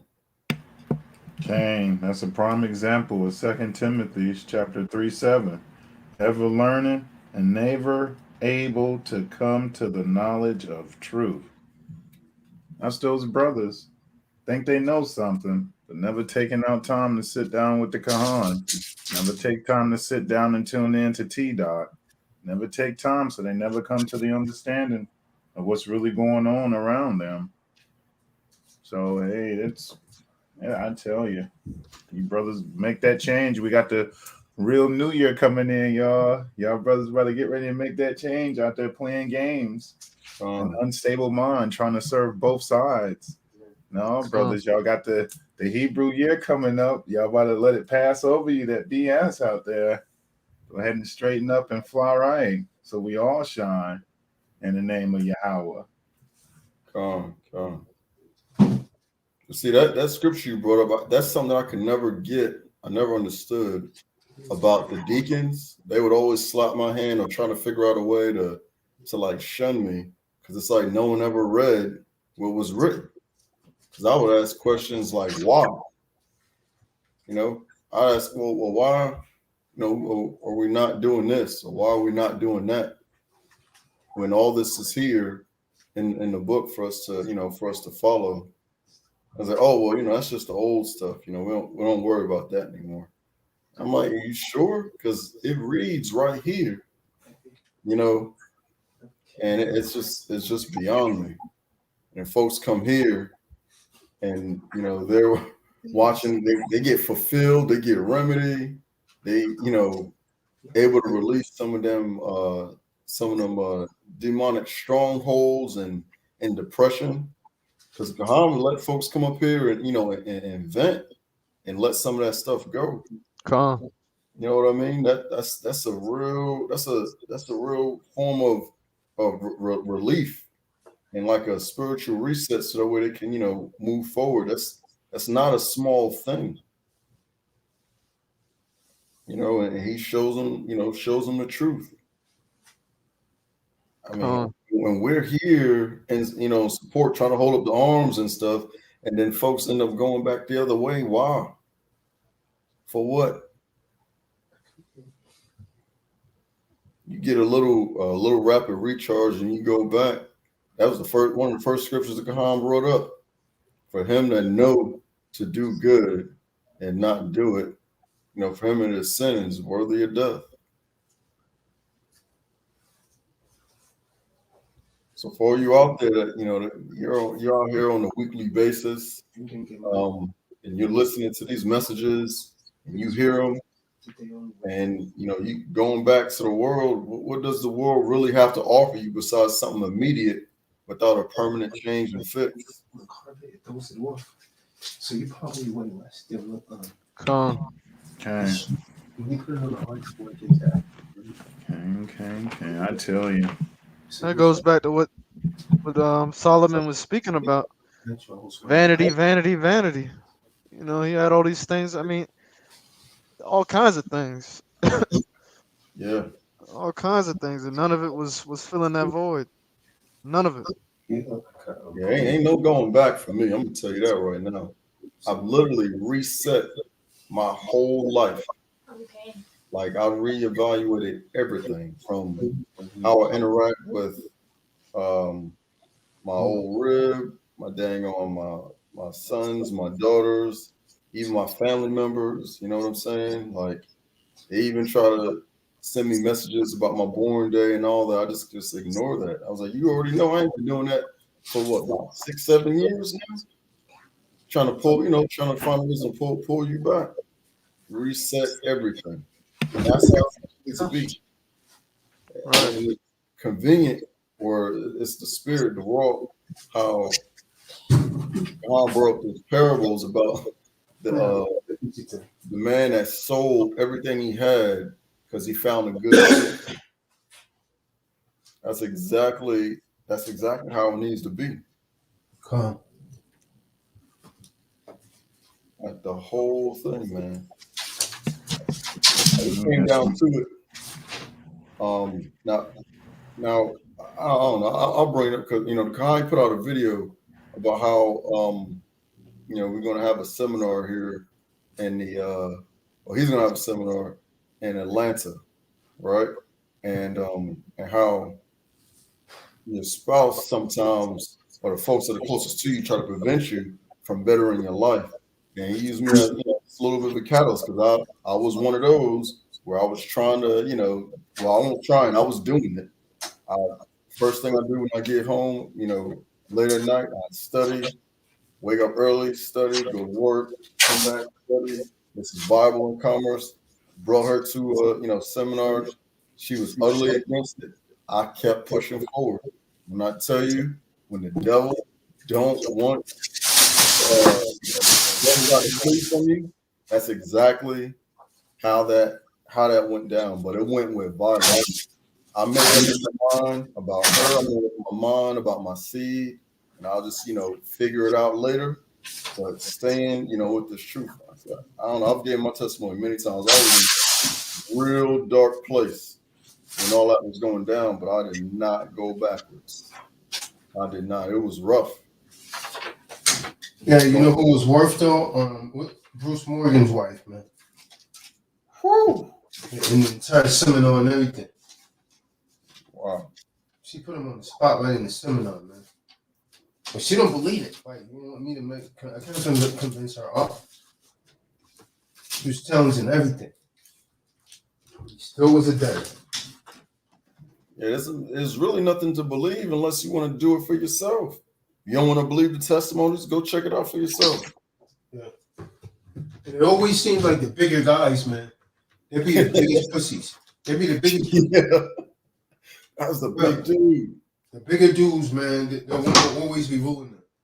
Dude, he was like 6'5", man. He's like 6'4", 6'5". I don't get it. I don't get it.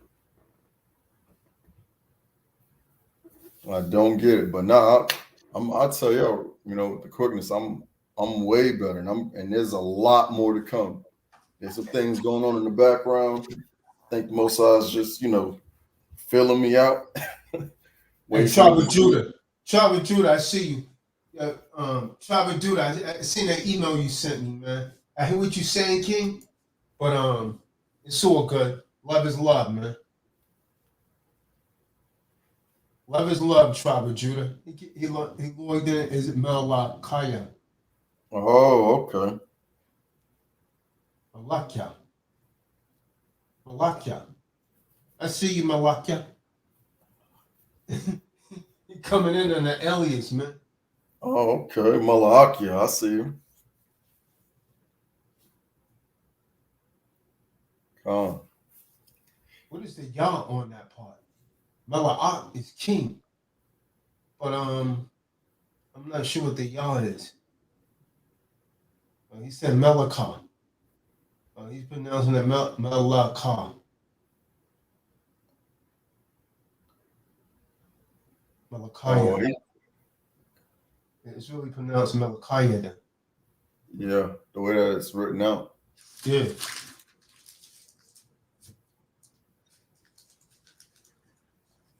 Try me, Judah. He sent me a preset, man. I guess it was all done in love, man.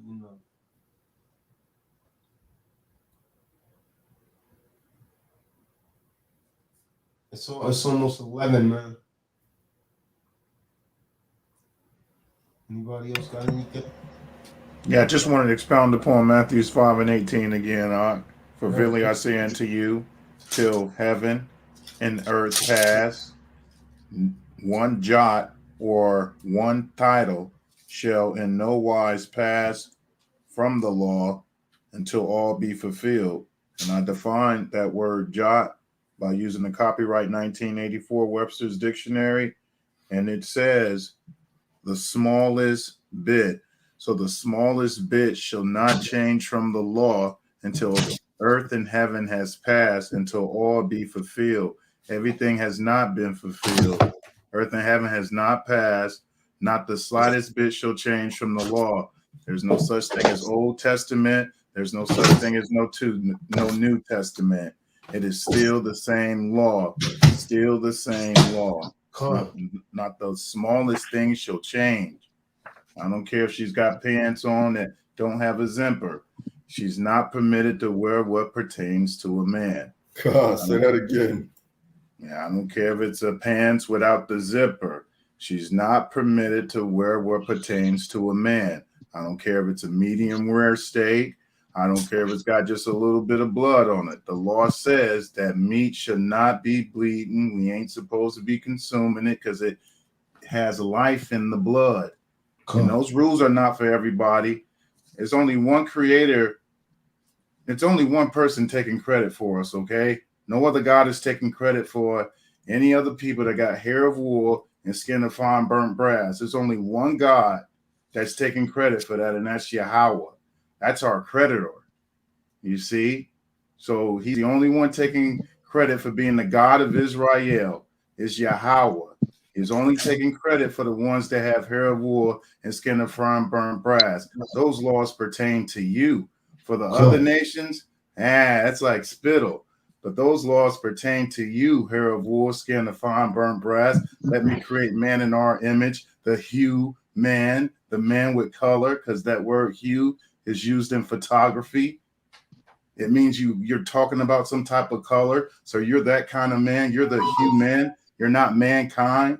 Hair of wool, skin of fine burnt brass. The only ones taking credit for your existence. The only God, the host of hosts, the kings of kings. He's taking credit for your existence. The only one that's saying he is the God of Israel is saying to you tonight, not one jot shall change from the law. Not one, not the smallest iota. Not one. Shabbat shalom. Not one. Shalom, shalom, family. Shalom, family. I would like to ask a question to the brothers. Y'all can help me get clarity on the situation. Okay. Is it permissible to take a woman as a concubine or a wife if she's married but her husband is wicked, doing some wicked things to her? Nah, that contract already there, Art. Nah. Especially if you know, man. You know, you can't do that. He might be wicked, but there's a reason they're together. Right. But you said the only way I can take unto her in the scriptures that if he puts her away, right? Well, if she knew, if this woman was under the law, but now I get Sirach 26 and 23. If she knew, see, if this woman didn't know anything about the scriptures, right, then mercy comes in. She could remarry. But if some man has told her, or she's watched some Israelite and she knows she's not supposed to take another husband, and she's condemned. Okay. Well, the situation is the brother and her the sister they having issues, and he told her to leave because he's not leaving. Right. Someone read Sirach 26, 23. This is the book of Sirach, chapter 26, verse 23. A wicked woman is given as a portion to a wicked man. Now, if she's with this wicked man, she's wicked. The scriptures can't cut itself. If she done something and she's wicked, now she's getting her judgment. Right? Read on. But a Yali woman is given to him that feareth the Supreme Allahan. But a woman of the Most High is given to a man that fears the Most High. So that right there is judgment, man. See, you're not going to get a wicked woman. You know, you might have been wicked at one time. You might not be wicked right now. You might have repented, but you still got to pay. So now let's go and see what the Most High says. It's 1 Corinthians chapter 7.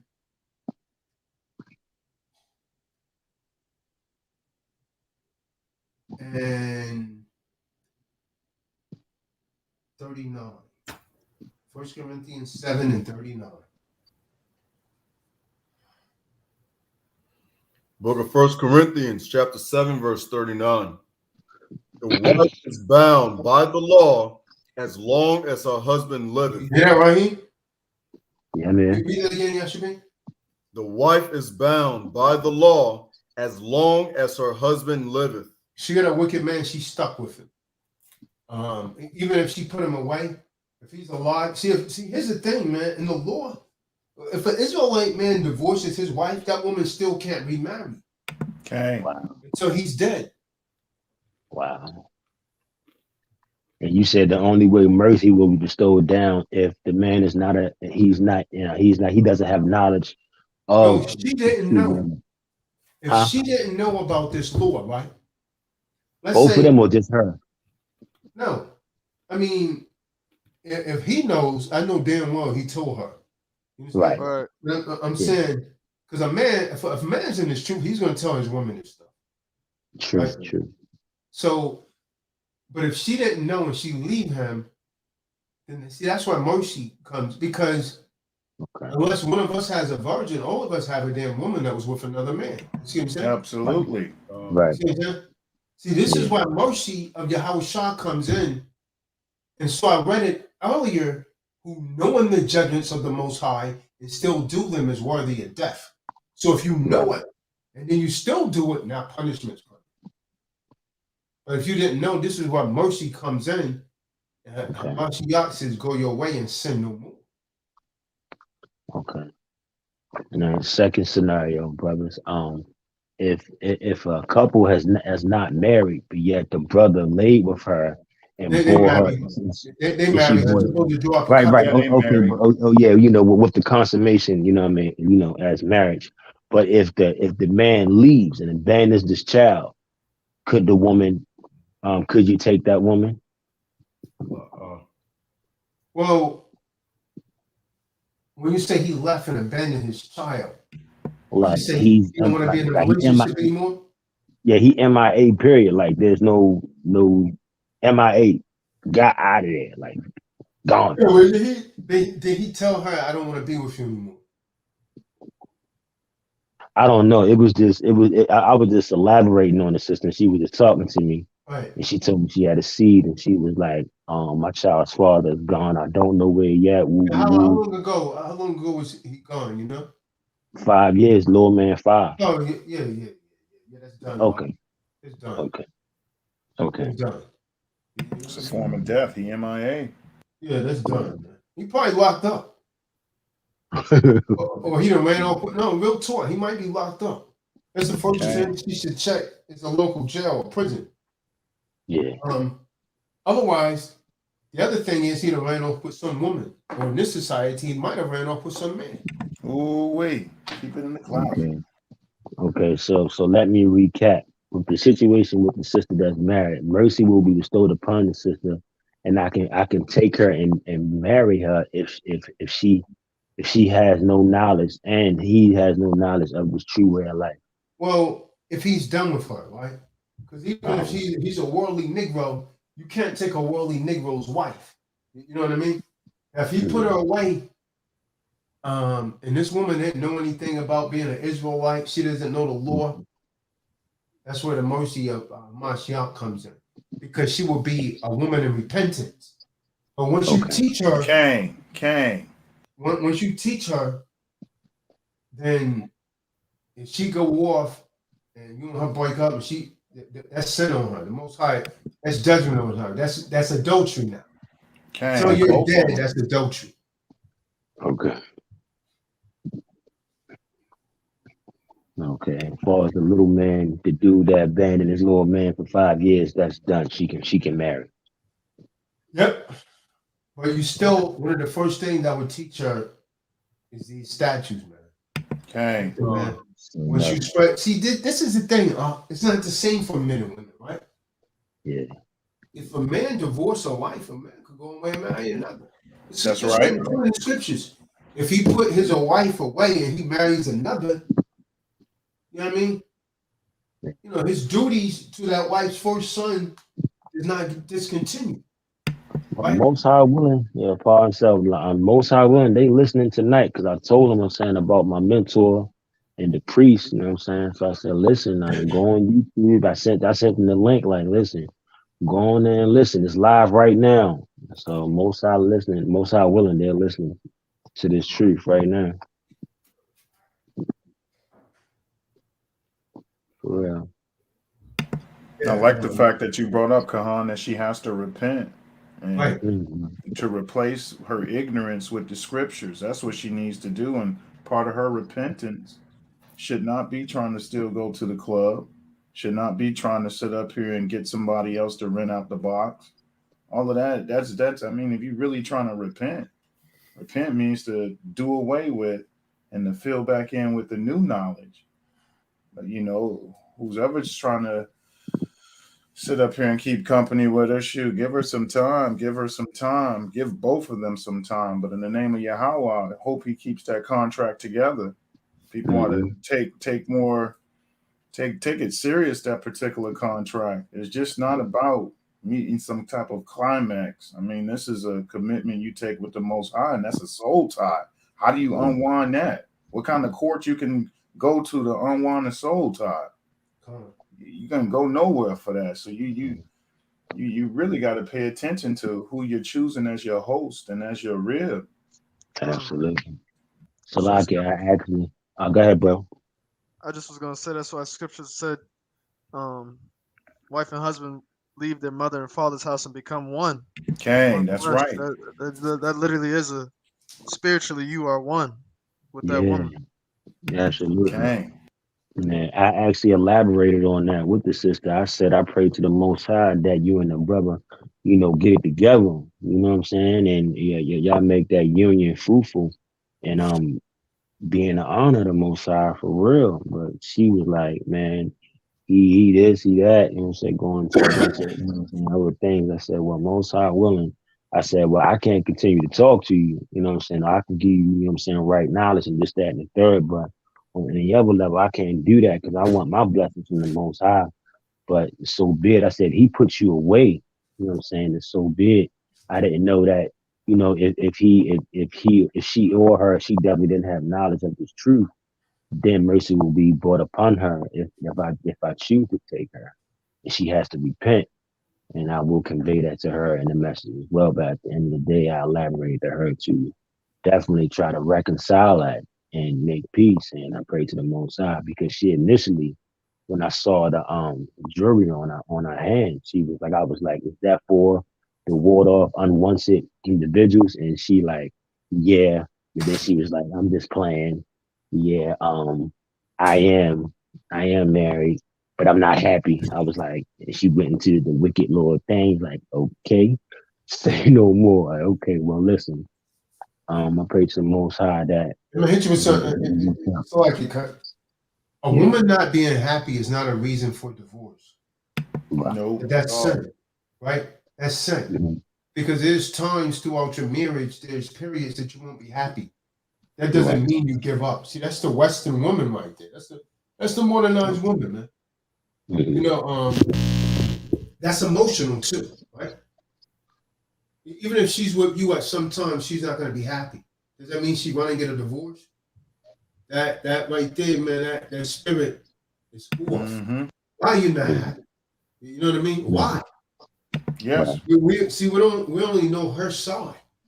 Right. We don't know his side. We don't really know what's going on right there, man. Okay. Let me ask you this, the most important thing I would have been interested in is how was this woman responding when I was talking to her about the Most High? See, me, I can't even deal with a woman if she's not willing to submit to the power that I believe in. Don't even look my way. Don't even look my way. I can't. She was glued. Yeah, she was definitely glued to my words. Like, okay, not a problem. And yeah, she was definitely glued. And I was like, okay, where you at with the Most High? And she was like, I'm a firm believer. I was like, are you aware of a Hebrew Israelite? And she said, no. She said no, and then that's where my attention went to her hand, and then we went into that dialogue. But she Was was she covered definitely anything? was she covered? Yeah. Nah, she had on nah, she was basic woman, modern attire, Yeah. leggings, So how you come know you what I'm asked her was saying? she a Hebrew Israelite? Huh? No, How come I said I said is she familiar with being a Hebrew Israelite? yeah. Yeah, I That's what wouldn't I'm even saying. on the real I can't even hold you. I wouldn't even mention that term to her because these Israelites has given other Israelites such a bad name. The only Okay. thing I would mention is, do you believe in the Bible? Do you Right. believe in the Most High of the Bible? I would not Okay. use that Hebrew Israelite stuff, man, because Okay. they've given the true believers a bad name. Right. They stand on the street, they curse people out, they yell at people, they turn people Yeah. away from the Lord just for Yeah. some YouTube hits. Right. So do you believe in the Bible? Do you believe in the Most High? Okay. Mhm. Then usher him in with that Revelations 18:4 that says, "And I heard another voice from heaven saying, Come out of her, my people, that ye be not partakers in her sins, that ye receive not of her plagues." You Tell said them that's to stay tuned to Revelation. TDOC. Stay tuned to TDOC. You said that's Revelations 18:4. That's 18:4 because that's a voice from heaven saying, Don't partake in her ways. They tell the women to wear the pants, don't partake in their ways. They say to serve the steak, medium rare with a little blood, don't partake in her ways. They say to sit up here and eat pork, don't partake in their ways. They say to sit up here and get a divorce, don't partake in their ways. Come up out of her. Because you never hear them in the Torah, the Tanakh, the Bible, talking about go to the local justice of peace in your county of the 50 states of America. You never hear him talking about that. So when he penetrated, she allowed herself to get penetrated by him, it was signed, sealed, delivered right there. Mhm. But that's that American mindset, and that's the Most High saying, don't partake in it. You want a little pork? Don't partake in it. You want to wear mixed fabrics? Don't partake in it. And Malachi, come in the room, man. See you guys got something going on. Malachi, Israel, come in the room. Looks like you guys got something going on there, man. Little debate, man. You got. I put the link in the room. You guys can come in the room, man. But Raheem, you know if they're on there, either one of those sisters are on here. But when you talk about them, to with the scriptures, did they really seem interested?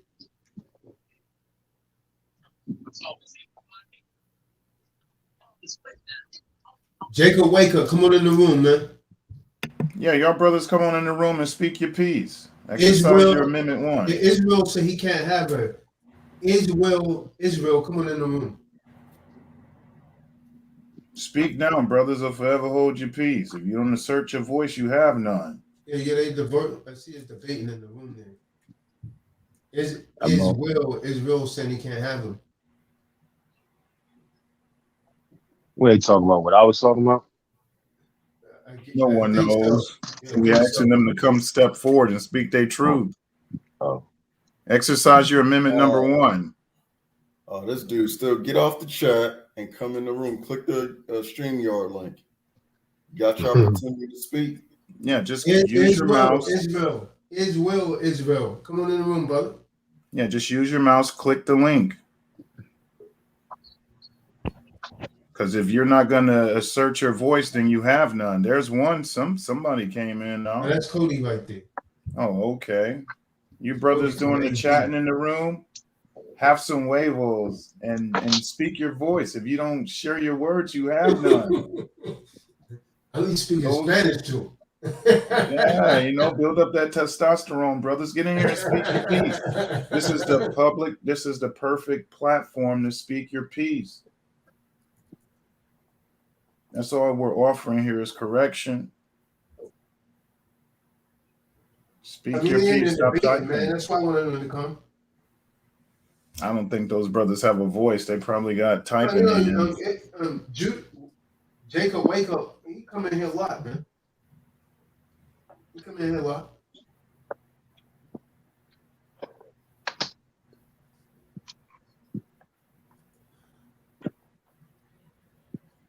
Yeah, I don't think those guys even gonna.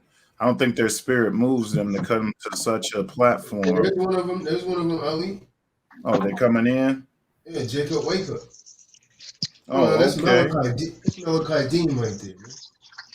All right. Shalom, It's a different, everybody. it's a different Shalom. Shabbat Malachi. shalom. Hey, Shabbat Shalom. Shabbat shalom. Kind of that was me with the Malachi account. I was trying to tell the Oh, brother that's like, you? yeah, that's my account from like the regular laptop and stuff.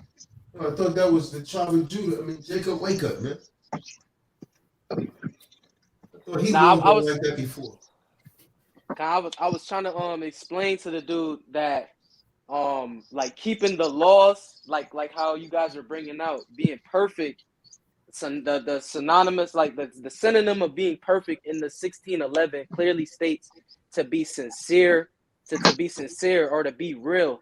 So keeping the law is what makes you perfect. That guy in the comments is trying to say you cannot, like, basically to be perfect is to be free from sin.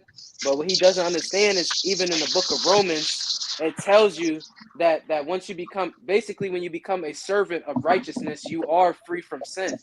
So Hamashiach, when Hamashiach sacrificed himself, or when he was crucified, he freed us from the bondages of sin. We're no longer slaves to sin. And if you still believe that we are slaves to sin, that's basically Christianity or Catholicism.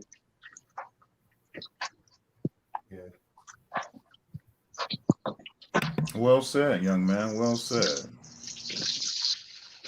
He didn't come in here anyway.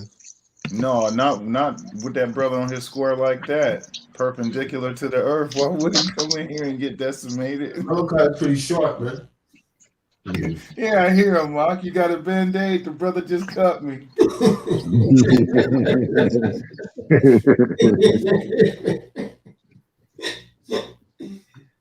Yeah, I like that, brother. I like that because you need those kind of speakers when you're in a room with 1,000 people, brother. You just summed it up right there in a few sentences. What you were trying to convey. You articulated yourself very well, and you decimated your opponent to the point they're MIA. Right on, brother. That's You the gotta laugh difference out between loud in the two. room now. Yeah, that That's was a a mic drop right there. That was a Yeah, mic drop. absolutely. That's 2 Timothy chapter 2, verse 15 in real time. Study to show thyself approved. And obviously this brother Malachi has studied to show himself approved. So now he's showing the proof, and this is definitely the proof it works. Another spirit can contest with the truth. That perfect law of the Most High, that sincerity, that dedication. No, nothing. Other spirits won't even enunciate a verbiage because they know they can't compare. That brother smart, whoever on the other end, don't even decapitate yourself. Just keep it in the word paragraph. Just keep typing. Internet gangsters, yo. That's insane. You offering the brother an opportunity to exercise his amendment number 1. So he doesn't even want to assert that right he has. So those who refuse to use rights have none. This is just a person who is a well-trained slave, Ak. He doesn't even know he's in slavery. He doesn't even know he's blinded because they won't tune in to TDOC. They won't tune in. They just won't. And then you're given an opportunity. Speak now, forever hold your peace. Yeah, brother, you had a ghostwriter there. That's all that was. Like, I'm glad you're here. You're actually alive. You count. You got a voice, and you've been doing your studies. Absolutely. The water, Akim. And to Iswil, when you brought up the comparison of the Pharisees, now you see you can't compare the Pharisees to any of the men on this panel, because what you tried to say was that wicked men can keep the law. That's impossible, because according to John chapter 1 verse 1, the word was with God and the word was God. So Hamashiach became the word. If you keep Hamashiach, and you keep the word, then you are perfect. You are free from sin. What made the Pharisees wicked was that they did not have faith in Hamashiach. And the Most High says that he's not the author of confusion. So you can't you connect if you don't believe in Hamashiach, then you are transgressing the law, because the law is synonymous with precepts and commandments. So everything that you read from Genesis to Revelation is the law, technically, when you go into the actual definition of the word. So if you do not believe in Hamashiach, and you're saying if you don't believe in him, that's what makes you wicked, and that's what made the Pharisees wicked, because they did not have faith in Hamashiach. And then you take it to Matthew chapter 7:17. Even so, every good tree bringeth forth good fruit, but a corrupt tree bringeth forth evil fruit. Everything that Kahan, TDOC, and all these brothers on this panel is bringing is truth. Take it to the bank, sign, seal, deliver. None of the things that these brothers are speaking is talking in a negative manner, or shining some negative light. You know, we're putting this voice on top of the mountain like the Most High say, do with his truth. Don't sit up there and hide it like the internet ghost writers. They hiding it. But when you ask them to come to the table, they want to enunciate their truth. These are good fruits on here, good trees. It's these brothers I would rather subdue the whole earth with their seeds. I'd rather see 1,000 Kahans and 1,000 Yashabims and 1,000 Benaiahs and 1,000 Melachis, 1,000 Codys, 1,000 Yusefs. Y'all brothers need to have more seeds. Let's go. Yeah, y'all slipping. Let's go and subdue the earth. It's these righteous trees that will usher in order. I hope y'all ain't sleepy, brothers. Come on now. There's some babies out there y'all need to be making. Okay. I'm working on the football team, and they're going to be throwing around Bibles, not footballs, not pigskin. You know what I mean? We anti-swine, man. Pork-free, man. They're going to be throwing around Taurus with pork-free bodies. You dig? Okay. And that good tree, that good knowledge that TDOC offers. It's because of TDOC and that good tree that I done hit Uncle Sam in his stomach, and he done dropped my money that he was taking from me by way of income tax. That's why you know you're dealing with a good tree, because that knowledge is good fruit. I done took that fruit that Kahan gave me, I done ate it, and it caused my fingers to fill out my W-4 form correctly for once in my life. All praises be to Yahweh for putting that spirit in that brother.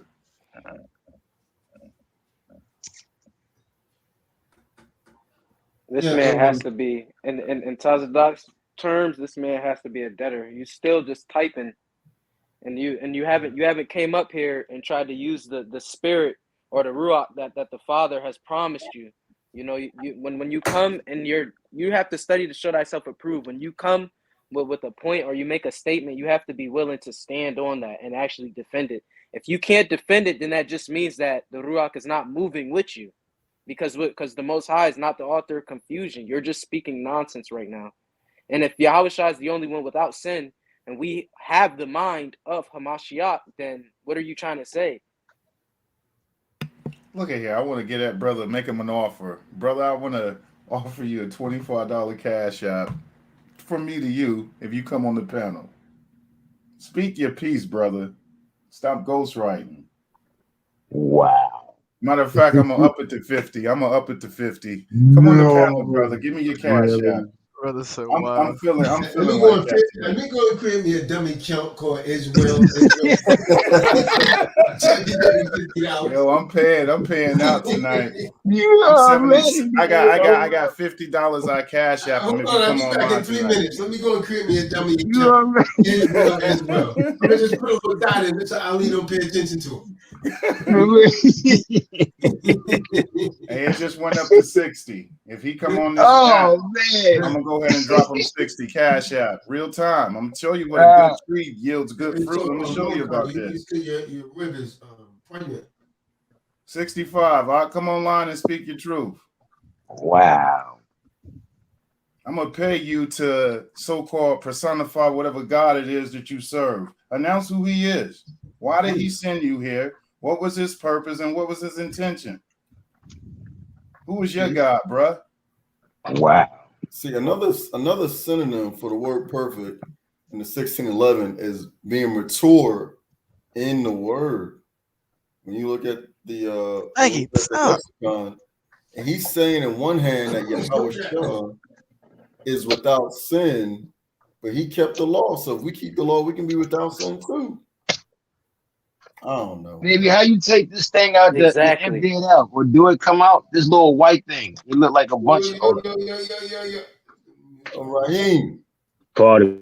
Let me mute him, man. Exactly, Yashabin. If you keep the law, then you're without sin.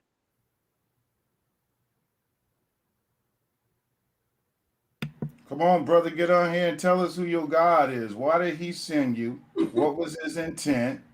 And yeah, I mean, give me your cash app. Who is your God you serve? Who sent you? What's his purpose? Where he can be found at? See, he flees from you. He won't even move you to hit a button and get on here and speak your truth that he puts in you. So-called truth.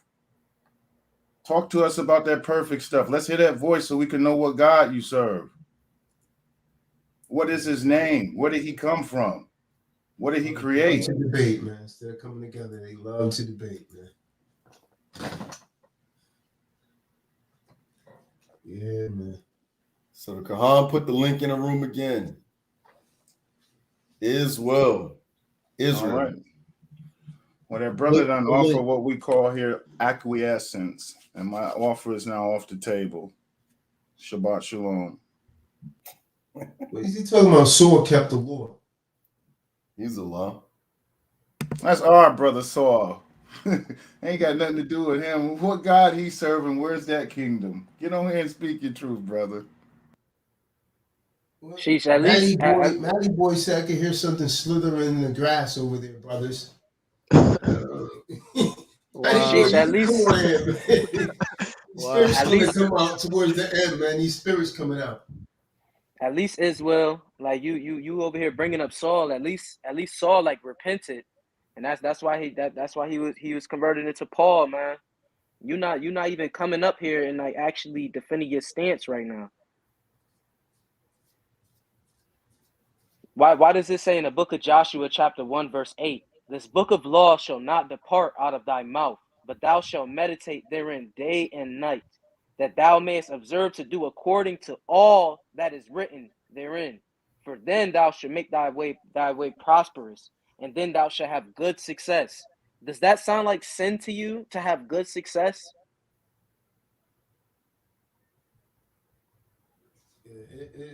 Israel is just on the you almost sound like one of the GMS cats, man. You know, no disrespect, man. But some of the comments he putting in the room, but he won't come on, man. I'm always flabbergasted by people that do that, man. On the road. That's that's an indication of someone that's not really rooted in whatever they're saying. They're not confident in it. Because if you're confident in it, you're gonna speak on it. But if you think there's a possibility that you might be wrong, is why the scriptures say the wicked flee when no man pursue it. They can come in and cast something and they take off and they start running because they don't want to get caught. They don't want to get caught. Hamashiach said no man has the truth, and he put it in the bushel basket, but he'll put it on the top of the mountain and let the light shine. You see what I'm saying? That means you announce it before all. You don't go and do it in secret.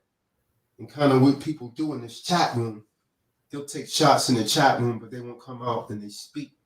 Because when you're talking, now someone can communicate back and you're kind of like put on the spot. And if your doctrine's off, it's going to be exposed. So people don't like to do that, man.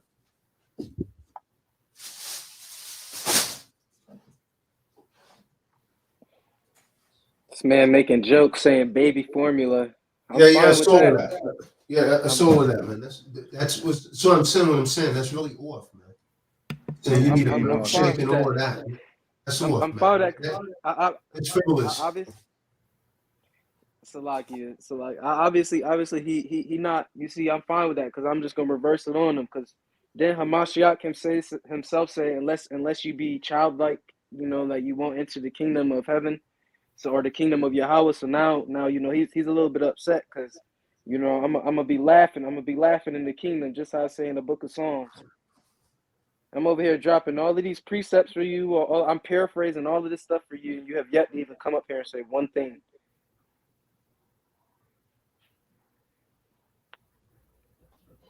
Yeah, That's all Malachi right. is showing real love, and you ain't doing nothing back. You dishonoring. That's all right. He's just gonna change his internet name and all, and ask to join TDOC in 2 weeks. So just be prepared for him to sit up here and be a pain in our backs a little longer, Ox. He's just gonna change his picture. Malachi said he got a baby on the way, man. And then Oh, he come what? on here sonning somebody. Now you got two sons. Now you got two children. Oh, word. Okay, congratulations, Art. Con, congratulations. Congrats. The water Akim. I'm gonna have to keep my eye on this son though, man. He might try and pull a Cain on me. Cain on my other child. Gonna have to banish him. Uh-oh. Keep your sword. Keep your sword ready, beloved. Keep your sword ready. He be all right, man. People always take that vibration back, whether they admit it or not, man. They reflect on it and go and check it out. Like, damn, this guy was right. But sometimes pride makes it difficult for them to come and say, yo, you was right. Yeah. Instead, they run away. They won't come around anymore. But, most people know see right. It's all right though. Yeah. That just goes to show you how strong this word is. Like, if you got brothers coming together, brothers willing to give you some kind of reward just so you can speak what you have to say, and then reward you just for you elaborating so you can be edified. And at the end of the day, you're not only getting blessed, you're getting blessed twice on a platform of brothers that want nothing but the best for you. All you want to do is give you the word. It is not our own opinion. This is not our own idea. These are words given to us by the Most High. Blessed us, you know what I'm saying, with a great priest, a great Kahan, a great brother that's going to let us know the truth, guide you the right way so we can get into Shemayim. You know what I'm saying? So we all can be living good, blessed. And you want to sit in the background and talk crazy. Israel, we just want to hear your point, brother. I mean, there's no animosity or anything. You could come on, man. Just saying, you putting a lot of stuff in the chat. Come on and talk, man. Yeah, we your brother, man. Don't get it twisted. We your brothers, man. For real. You know what I'm saying? If we wrong about anything. I see you around a lot, huh? So we just want to hear your perspective, man. Just, gotta get clarity, man. That's all. Come on home, brother. Stop playing, man. You know where you want to be. You can listen to it. You know this where you want to be. You know this where you need to be. Stop playing. Go and humble yourself, man. Intelligence over emotion, man. Come on. IOV. Connection,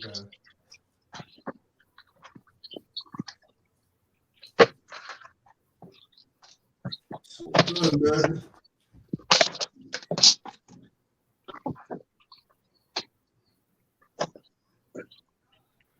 Yeah, honestly, as well. I'm not even trying to like insult you or anything. You feel me? Like, I'm over here, because the truth will set you free. You feel me? We told to wear the armor, listed in Ephesians 6. So I'm over here letting you know. You feel me? Like, you free from sin. Like, who told you were naked? You feel me? You armored up, right? We all armored up. You got the breastplate of righteousness. How can righteousness be wicked?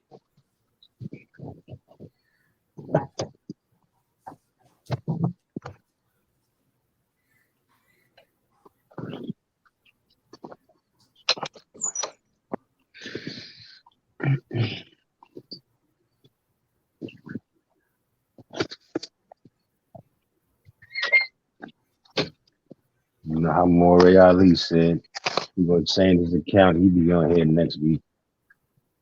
Oh yeah, we're gonna walk him in there with open arms, Doc. Mm-hmm. He got 70 times 7 times in order to act up. Right. Ain't none of us on here perfect, man. We just trying to get doing what we supposed to do, get into Shemayim, brother. That's it, man. So I'm working on that thing.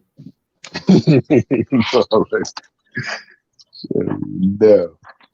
Working on we all at work, man. We all at work, putting that hard work in, for real. And it's easy, man. We love it. Saying. So that's why I've been getting up so early. I'm trying to get a head start.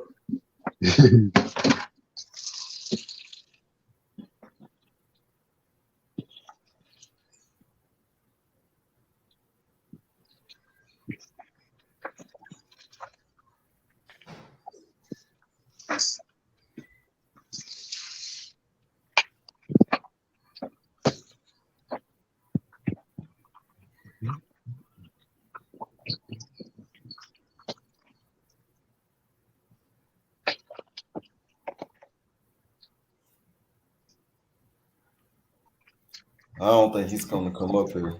Me either, brothers. With that being said, I'm going to go ahead and dismiss myself. Brothers, once again, Kahan, General Yashabim, Benaiah, Brother Cody, Malachi, Yusef, thank you all for tuning in and making me a part of the family. Shabbat Shalom.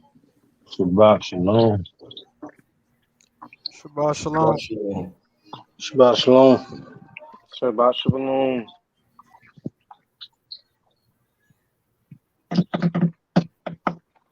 So you got Matty Boy and Israel.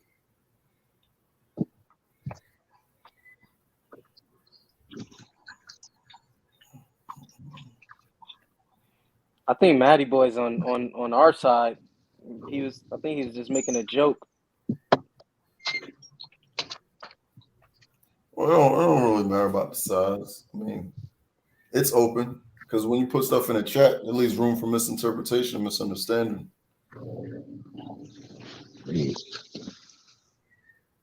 It's all good.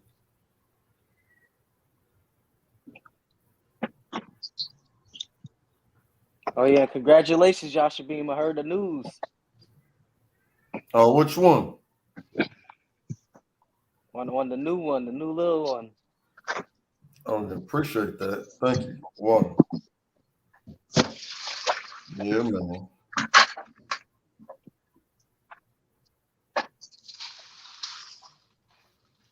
It is Yatiqua Miracle.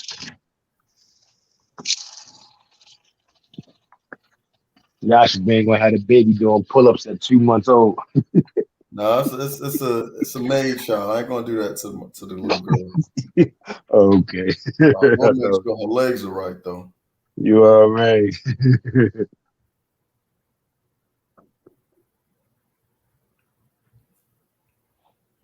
And Benaiah, you got any further in your development?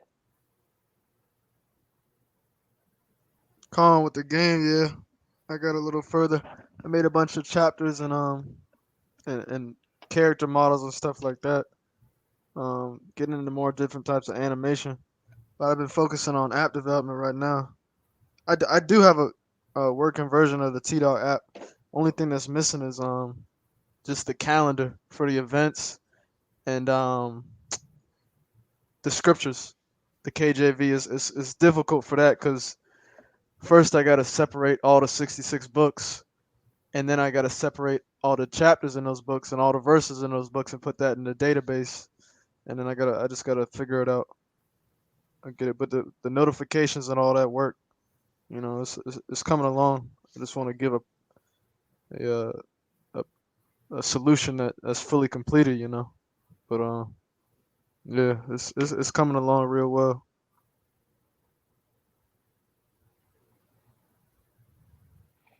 God, I can't wait to check it out, man.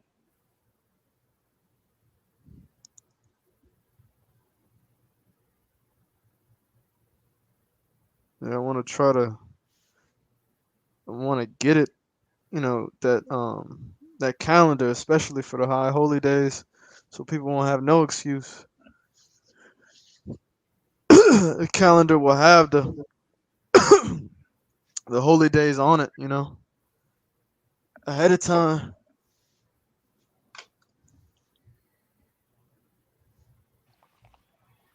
Con, definitely. It's downloadable now, or it's still on pause until you finish up that. You can download it. I can send you the I gotta figure out how to send it, the email or whatnot. I can send it to the TDOC email chain, but matter of fact, I probably should do that. I'll show you. But it just as a stress test for users to use it to see if they're running any issues. But you know, I wanna try to finish as much as I can.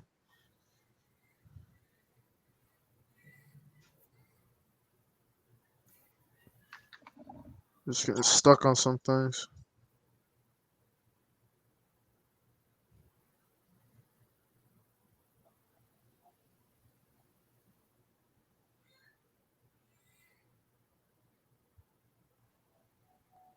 And by the way, I don't know if I'm the only one who noticed it, man. But Kahan, your series of the real Sister Wives of Atlanta, you are hilarious, man.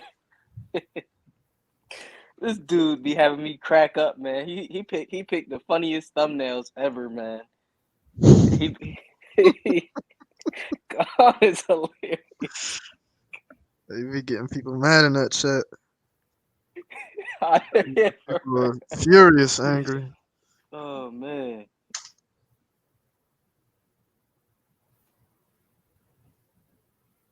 Yeah, they be alright though. Yeah, so y'all can see. So this is the login screen right here. You got your forgot password, stuff like that. I gotta fix this thing so it'll the banner will be up fully upward. Do your email, stuff like that. If you haven't created an account, new user, create account right here. All that. Bunch of checking and stuff like that for correct values and stuff like that. I think I forgot my password, honestly. But yeah, it's gonna be something. All praise to the Most High. TDOC will have something that people will definitely get these notifications. We'll definitely have something like a companion app, you know, to keep updated on things going on. God, my man over here killing it, man.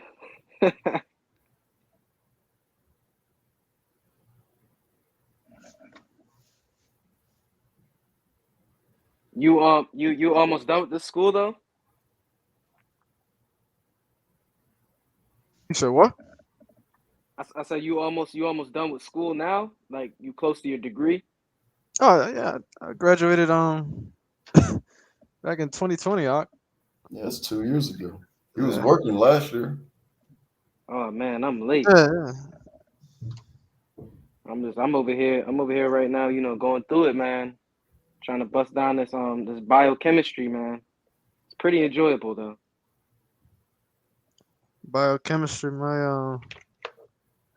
I knew somebody who was deep into that. That's some real complex stuff. You gotta know all those formulas and all that stuff. It's a lot of stuff. Memorization and everything. Yeah, you got the physical bonds, covalent bonds, ionic bonds. Yeah, yeah.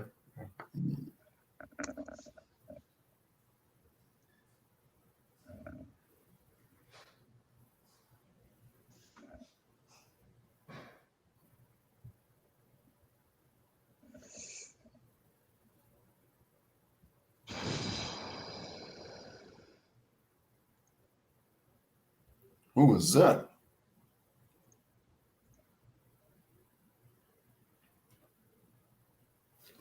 Is that somebody sleep in the church snoring? Hey, for those of us that earn our sleep, man, it go down like that Right. sometimes. Hey, getting it. I thought somebody was drinking drinking something out of a straw or something.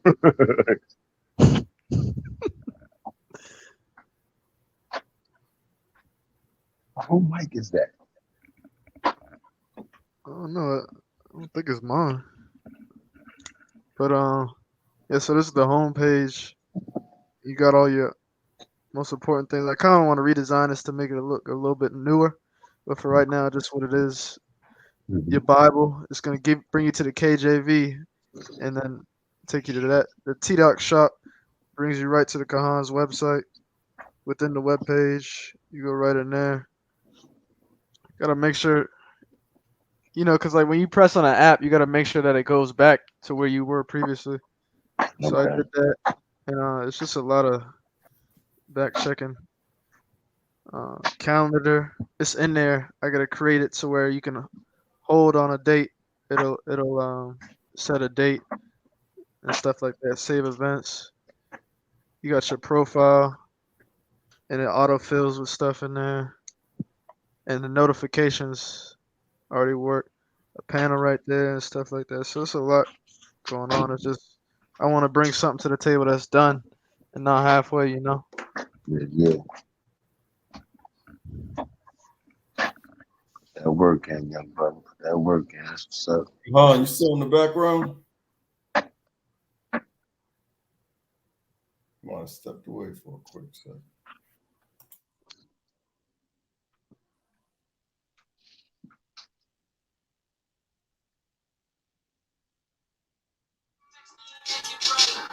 Could it be the curse of Deuteronomy spirit that was inside of the spiritual psychology? Statements is toward his we forget they their philosophy. God made a chosen people unto himself. Yes, we gotta be. Obadiah states either meets their fate. Words that I speak, the truth.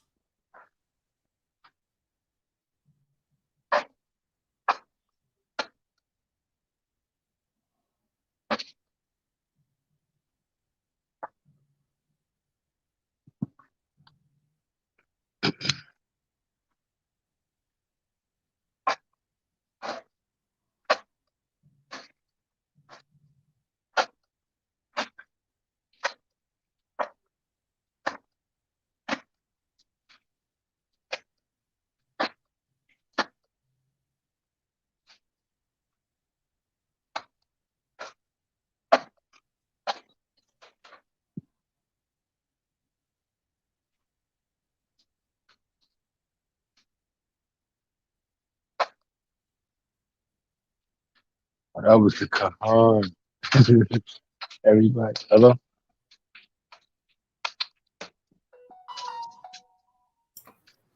Con. Okay, brother. Yeah. It sound like the Kahan phone going off. Oh yeah. I might have stepped away to use the restroom or something right quick.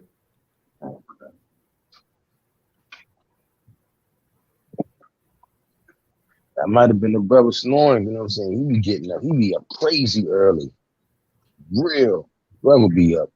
It's like gray outside. Real. Mm-hmm. So no, that might have been him getting it in. I mean, one time he was on here, he was like, yeah, brothers, I dozed off real quick. You deserve it, brother. All the work you put in, man. Get your rest in, King, man. For real. Yeah, man. Traveling straight on the road and coming back and doing the seminar and all that. Getting it.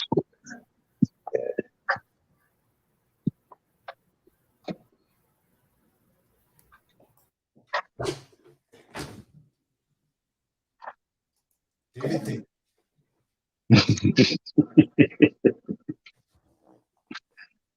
David think. Okay, so Tell us now what to do, David. Tell us what to do. the young ones who are, and the new ones, you don't have to be like a certain age. For some reason or other, I just call them young ones. Because I know he's the old age of new dates. But for the young ones, what I like about these Akims, and I've been listening for a while. The general doesn't want to make you a follower of him. And Benaiah doesn't want to make you a follower of him. And the Quran tells you all the time. If you don't believe me, check it out for yourself. So basically, for my understanding, at my age, and I've been listening to a lot of people, and I'm so glad I landed here. Now, Yes, you man. See, you Young called me. ones, What's I'm up? trying to tell you. It's Salaki, David. I went upstairs for a second. I see you had called me. Oh yeah, Con. I was just checking on you because it was real quiet and whatnot. Oh yeah. I stepped away for a second. Yeah, that's what I told you. I thought Yusuf Rahim would have kept it popping. You said Kevin what? I thought you Kept it would've on and going, popping, man. son. Oh, You yeah, impressed those two ladies, man. Impressed those two ladies, man. I thought you would have kept it busy, man. You was giving me the floor, man. Show and prove, man. See, he is hilarious. Show that stuff to be approved. Sure, dude. Sure. I don't want to oversaturate situation. And be with it, let the truth speak. You know, we just had that live right by the Most High. I'm just ready to receive all of the word, living according to the word. You know, be under the tutelage of a great Khan, a great priest. I just look forward to it. Just got us to that Shema. Hey, yeah, echo right here. It ain't me. David. Father.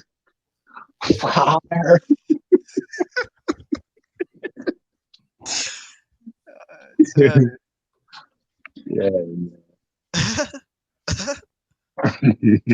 A little laugh. Father.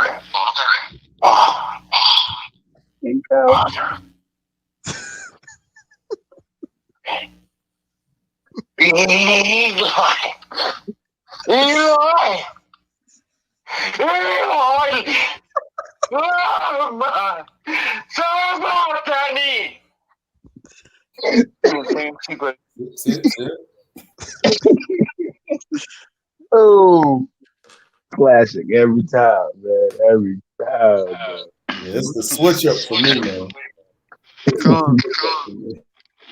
Oh, all right. That's all right.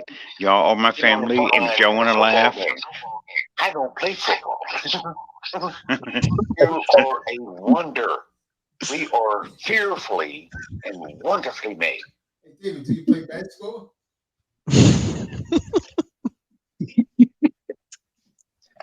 David, do you play baseball?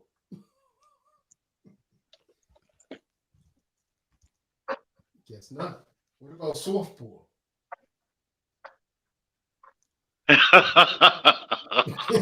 you're a good one, Con. Because the general try to encourage me to play basketball. I'm like, oh, see, I don't do competitive sports because something happens when people get I'm competitive. Now you could stop me where I'm lying, but we was trying to play football and it was getting dark and couldn't nobody see nothing. David, you was. No, I got enough sense to know that I ain't going to play football in the dark. I'm going to be a witness against you right now, David. Now, if I concur correctly, Benaiah, well, Hanukkah, that was David out there playing football with you. Right, because you encouraged me. You said you don't play football. No, I don't, because I will follow your lead. And the ladies were sitting on the front line of the football game. And you was playing football.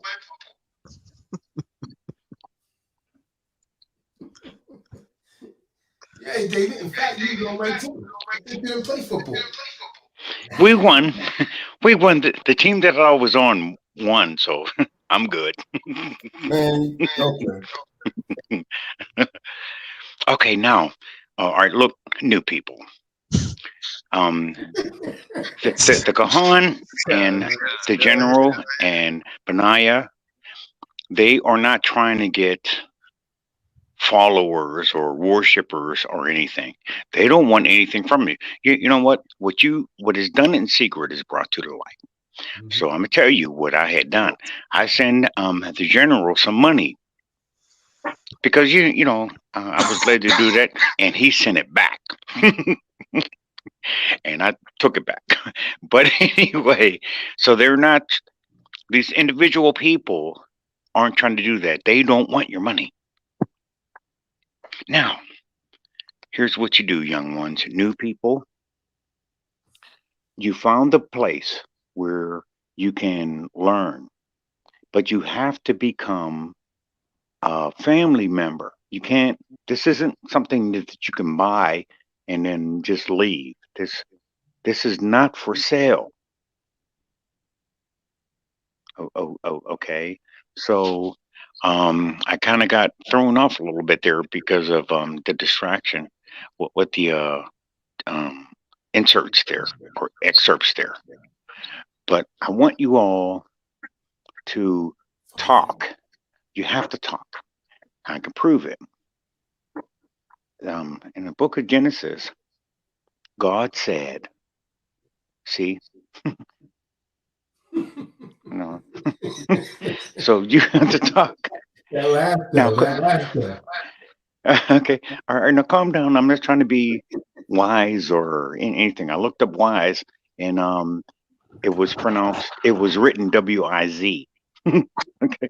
So Now I've you talking done about a some bag of things. chips, eh? Okay. So new people, I want you to stay here, and I want you to experience everything that you're going to experience, and it's not all going to be good because you're 3/5 of a person. But what they didn't mention is your 5/5 spiritual. We are spiritual beings having a temporary human experience. Now, the white people called it right. Yes, sir. Well, he's 3/5. He's 3/5 of a human. They're right because we're 5/5 spiritual. We are God's people. You just have to understand that. Um, and if you keep listening to the Quran, these things will come clear to you. Now, now, now, now, calm down. I know you have your own understanding, and your understanding made it this far. Your understanding brought you this far, and now now here's a tough part. You're going to have to listen to the Quran. You're going to have to listen to the general, and you're going to have to keep up with the Benaiah. The only thing about Benaiah is he's really fast. He's like a zoomer. So we're going to get him slowed down a little bit. From my perspective, look, the Quran didn't say slow the Benaiah down or anything, but that dude is fast. So anyway, you just have to come in and you just have to be yourself. You don't have to lie. There's nobody here in this family that you have to lie to. Oh, I don't know. And I may have omitted some things speaking with them, but these aren't stupid people. They figured out my omissions. So I'm not lying. So you don't have to lie. Come and enter into his joy. You have to understand that what these people are trying to give you is joy. Now, calm down. If I say these people, you're going to see me right there with them. I live among my own people, and I have no need of nothing. So this is what I want for you. I want you to understand these kinds of things. You made it this far, and don't get thrown off because of something, blah blah blah. You you didn't make it this far by what is that thing called? If you don't believe in something, you'll fall for anything or something. You're not one of those kind of people. You are supposed to be here. I didn't really hear that, but I know you said something. If you don't stand up for something, you'll fall for anything. That's right. So, now, the Kahan he's dealing with y'all, like on this level, with the Bible studies and stuff. This dude because I'm pointing my finger. He is very, very, very, very, very, very, very, very deep. So anyway, deep calls unto deep. That's written typing that in your little URL. So you're deep also. So he's just going to give you some guidance. That's it. It's your turn. He's not trying to get you to come and follow him or worship him or, I don't know, whatever happens in religion. He's not trying to do that. He's just trying to help you when it's your turn. If you tell a young one when they're getting sexually active to wear a condom or, whatever, then when it comes time for them to do that, then they remember what you said and they'll get the condom. Okay? And put it on. So what the con is trying to tell you is something that's going to happen to you. And then when you think about it, then you'll do what the con said. See? So please hold on. This is a rough ride. I could prove it. So what was that guy's name? I think his name was Peter or something. He was on his boat or something, and this kind of storm came up. And he saw Yahweh, they call him Jesus. And you will see at sometimes the Quran will say Christ. Okay, so calm down, calm down. We're not trying to end the law. We're not trying to end anything. We're just trying to help y'all when it's your turn. That's all. You're getting all this information. You're getting overwhelmed and everything. I get it. I get it. And you take it personal and stuff like that. There, blah blah blah. Okay, so I didn't plan. I didn't plan what I was going to say. So anyway, he saw the Messiah coming, and everybody else on the boat was like, "It's a ghost." And Peter stepped out on the water. Now calm down. Could you imagine what that would have been like if everybody on the boat stepped out on the water? Okay, okay. You get credit for being a true disciple of Christ because you were at least on the boat. He uses everything for your good. You didn't step out on the water, that's fine. You get credit for being on the boat. Okay, so all they're trying to do is give you things that you can remember when you need it. That's all. That's all. You have your own understanding. Hey, the fishermen was on the boat. They had their own understanding, how to catch fish and stuff like that there. That's all. And then at some point, you know, blah blah. You guys are adults. I don't have to, break this thing down. So anyway, I'm very pleased with what I heard today. I'm for some reason in my spirit, I'm seeing that the two disciples of Christ kind of crossed some kind of threshold. Excuse me. All these things that happen when you try to talk and you haven't been talking all day or happens to me. So I'm sensing that the true disciples of Christ have made it. They're established and they're going to go on from there. Just calm down. Calm down. With all your understanding, when you come to the true disciples of Christ, it's going to be the next level. That's all. That's all. The general's not mad at you. Okay, and What is I Benaiah really mad at him? Benaiah mad at him? well, I don't. I don't know. I don't want to speak for everybody. Con, I'm just trying to. I can't speak for people because I don't even recommend people to the Kahan. Um, mano a mano, but I give him his card. I hear what they say, and I give him his card because, like Mary and Elizabeth came into each other's presence, and the baby and them did something.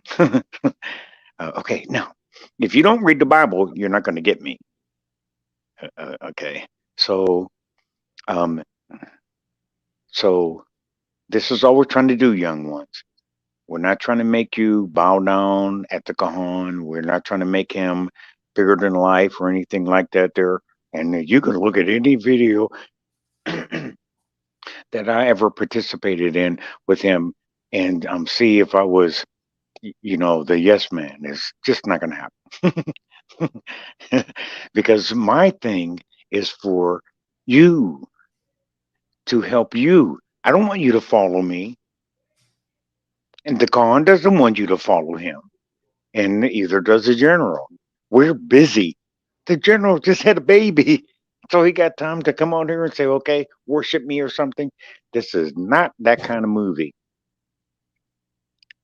So I want you all who are just coming in, and I want especially you all who have been listening for a while, but calm down.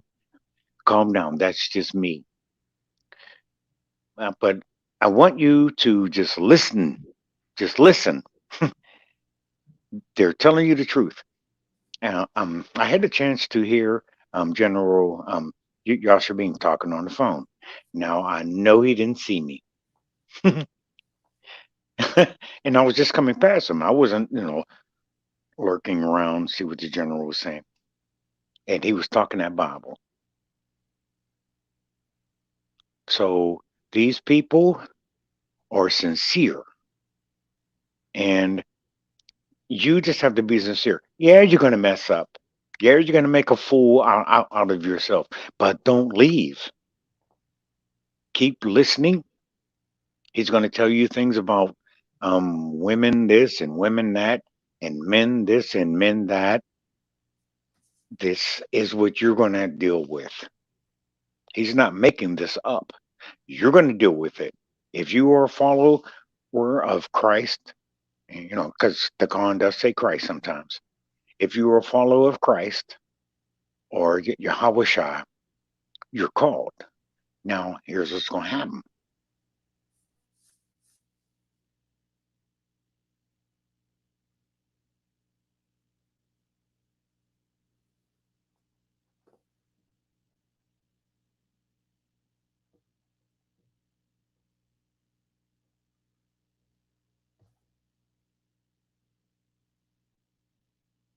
We lost him. David.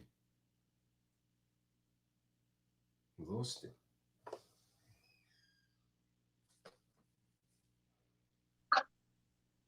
Yeah, this is what's going to happen. And he went out. This connection went out.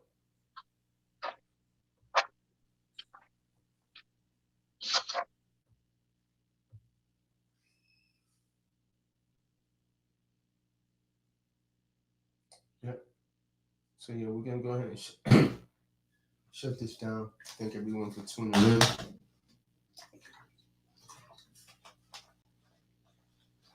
Since there's no seminar, we're going to likely I'll be on around 12 or 1 tomorrow for the Shabbat.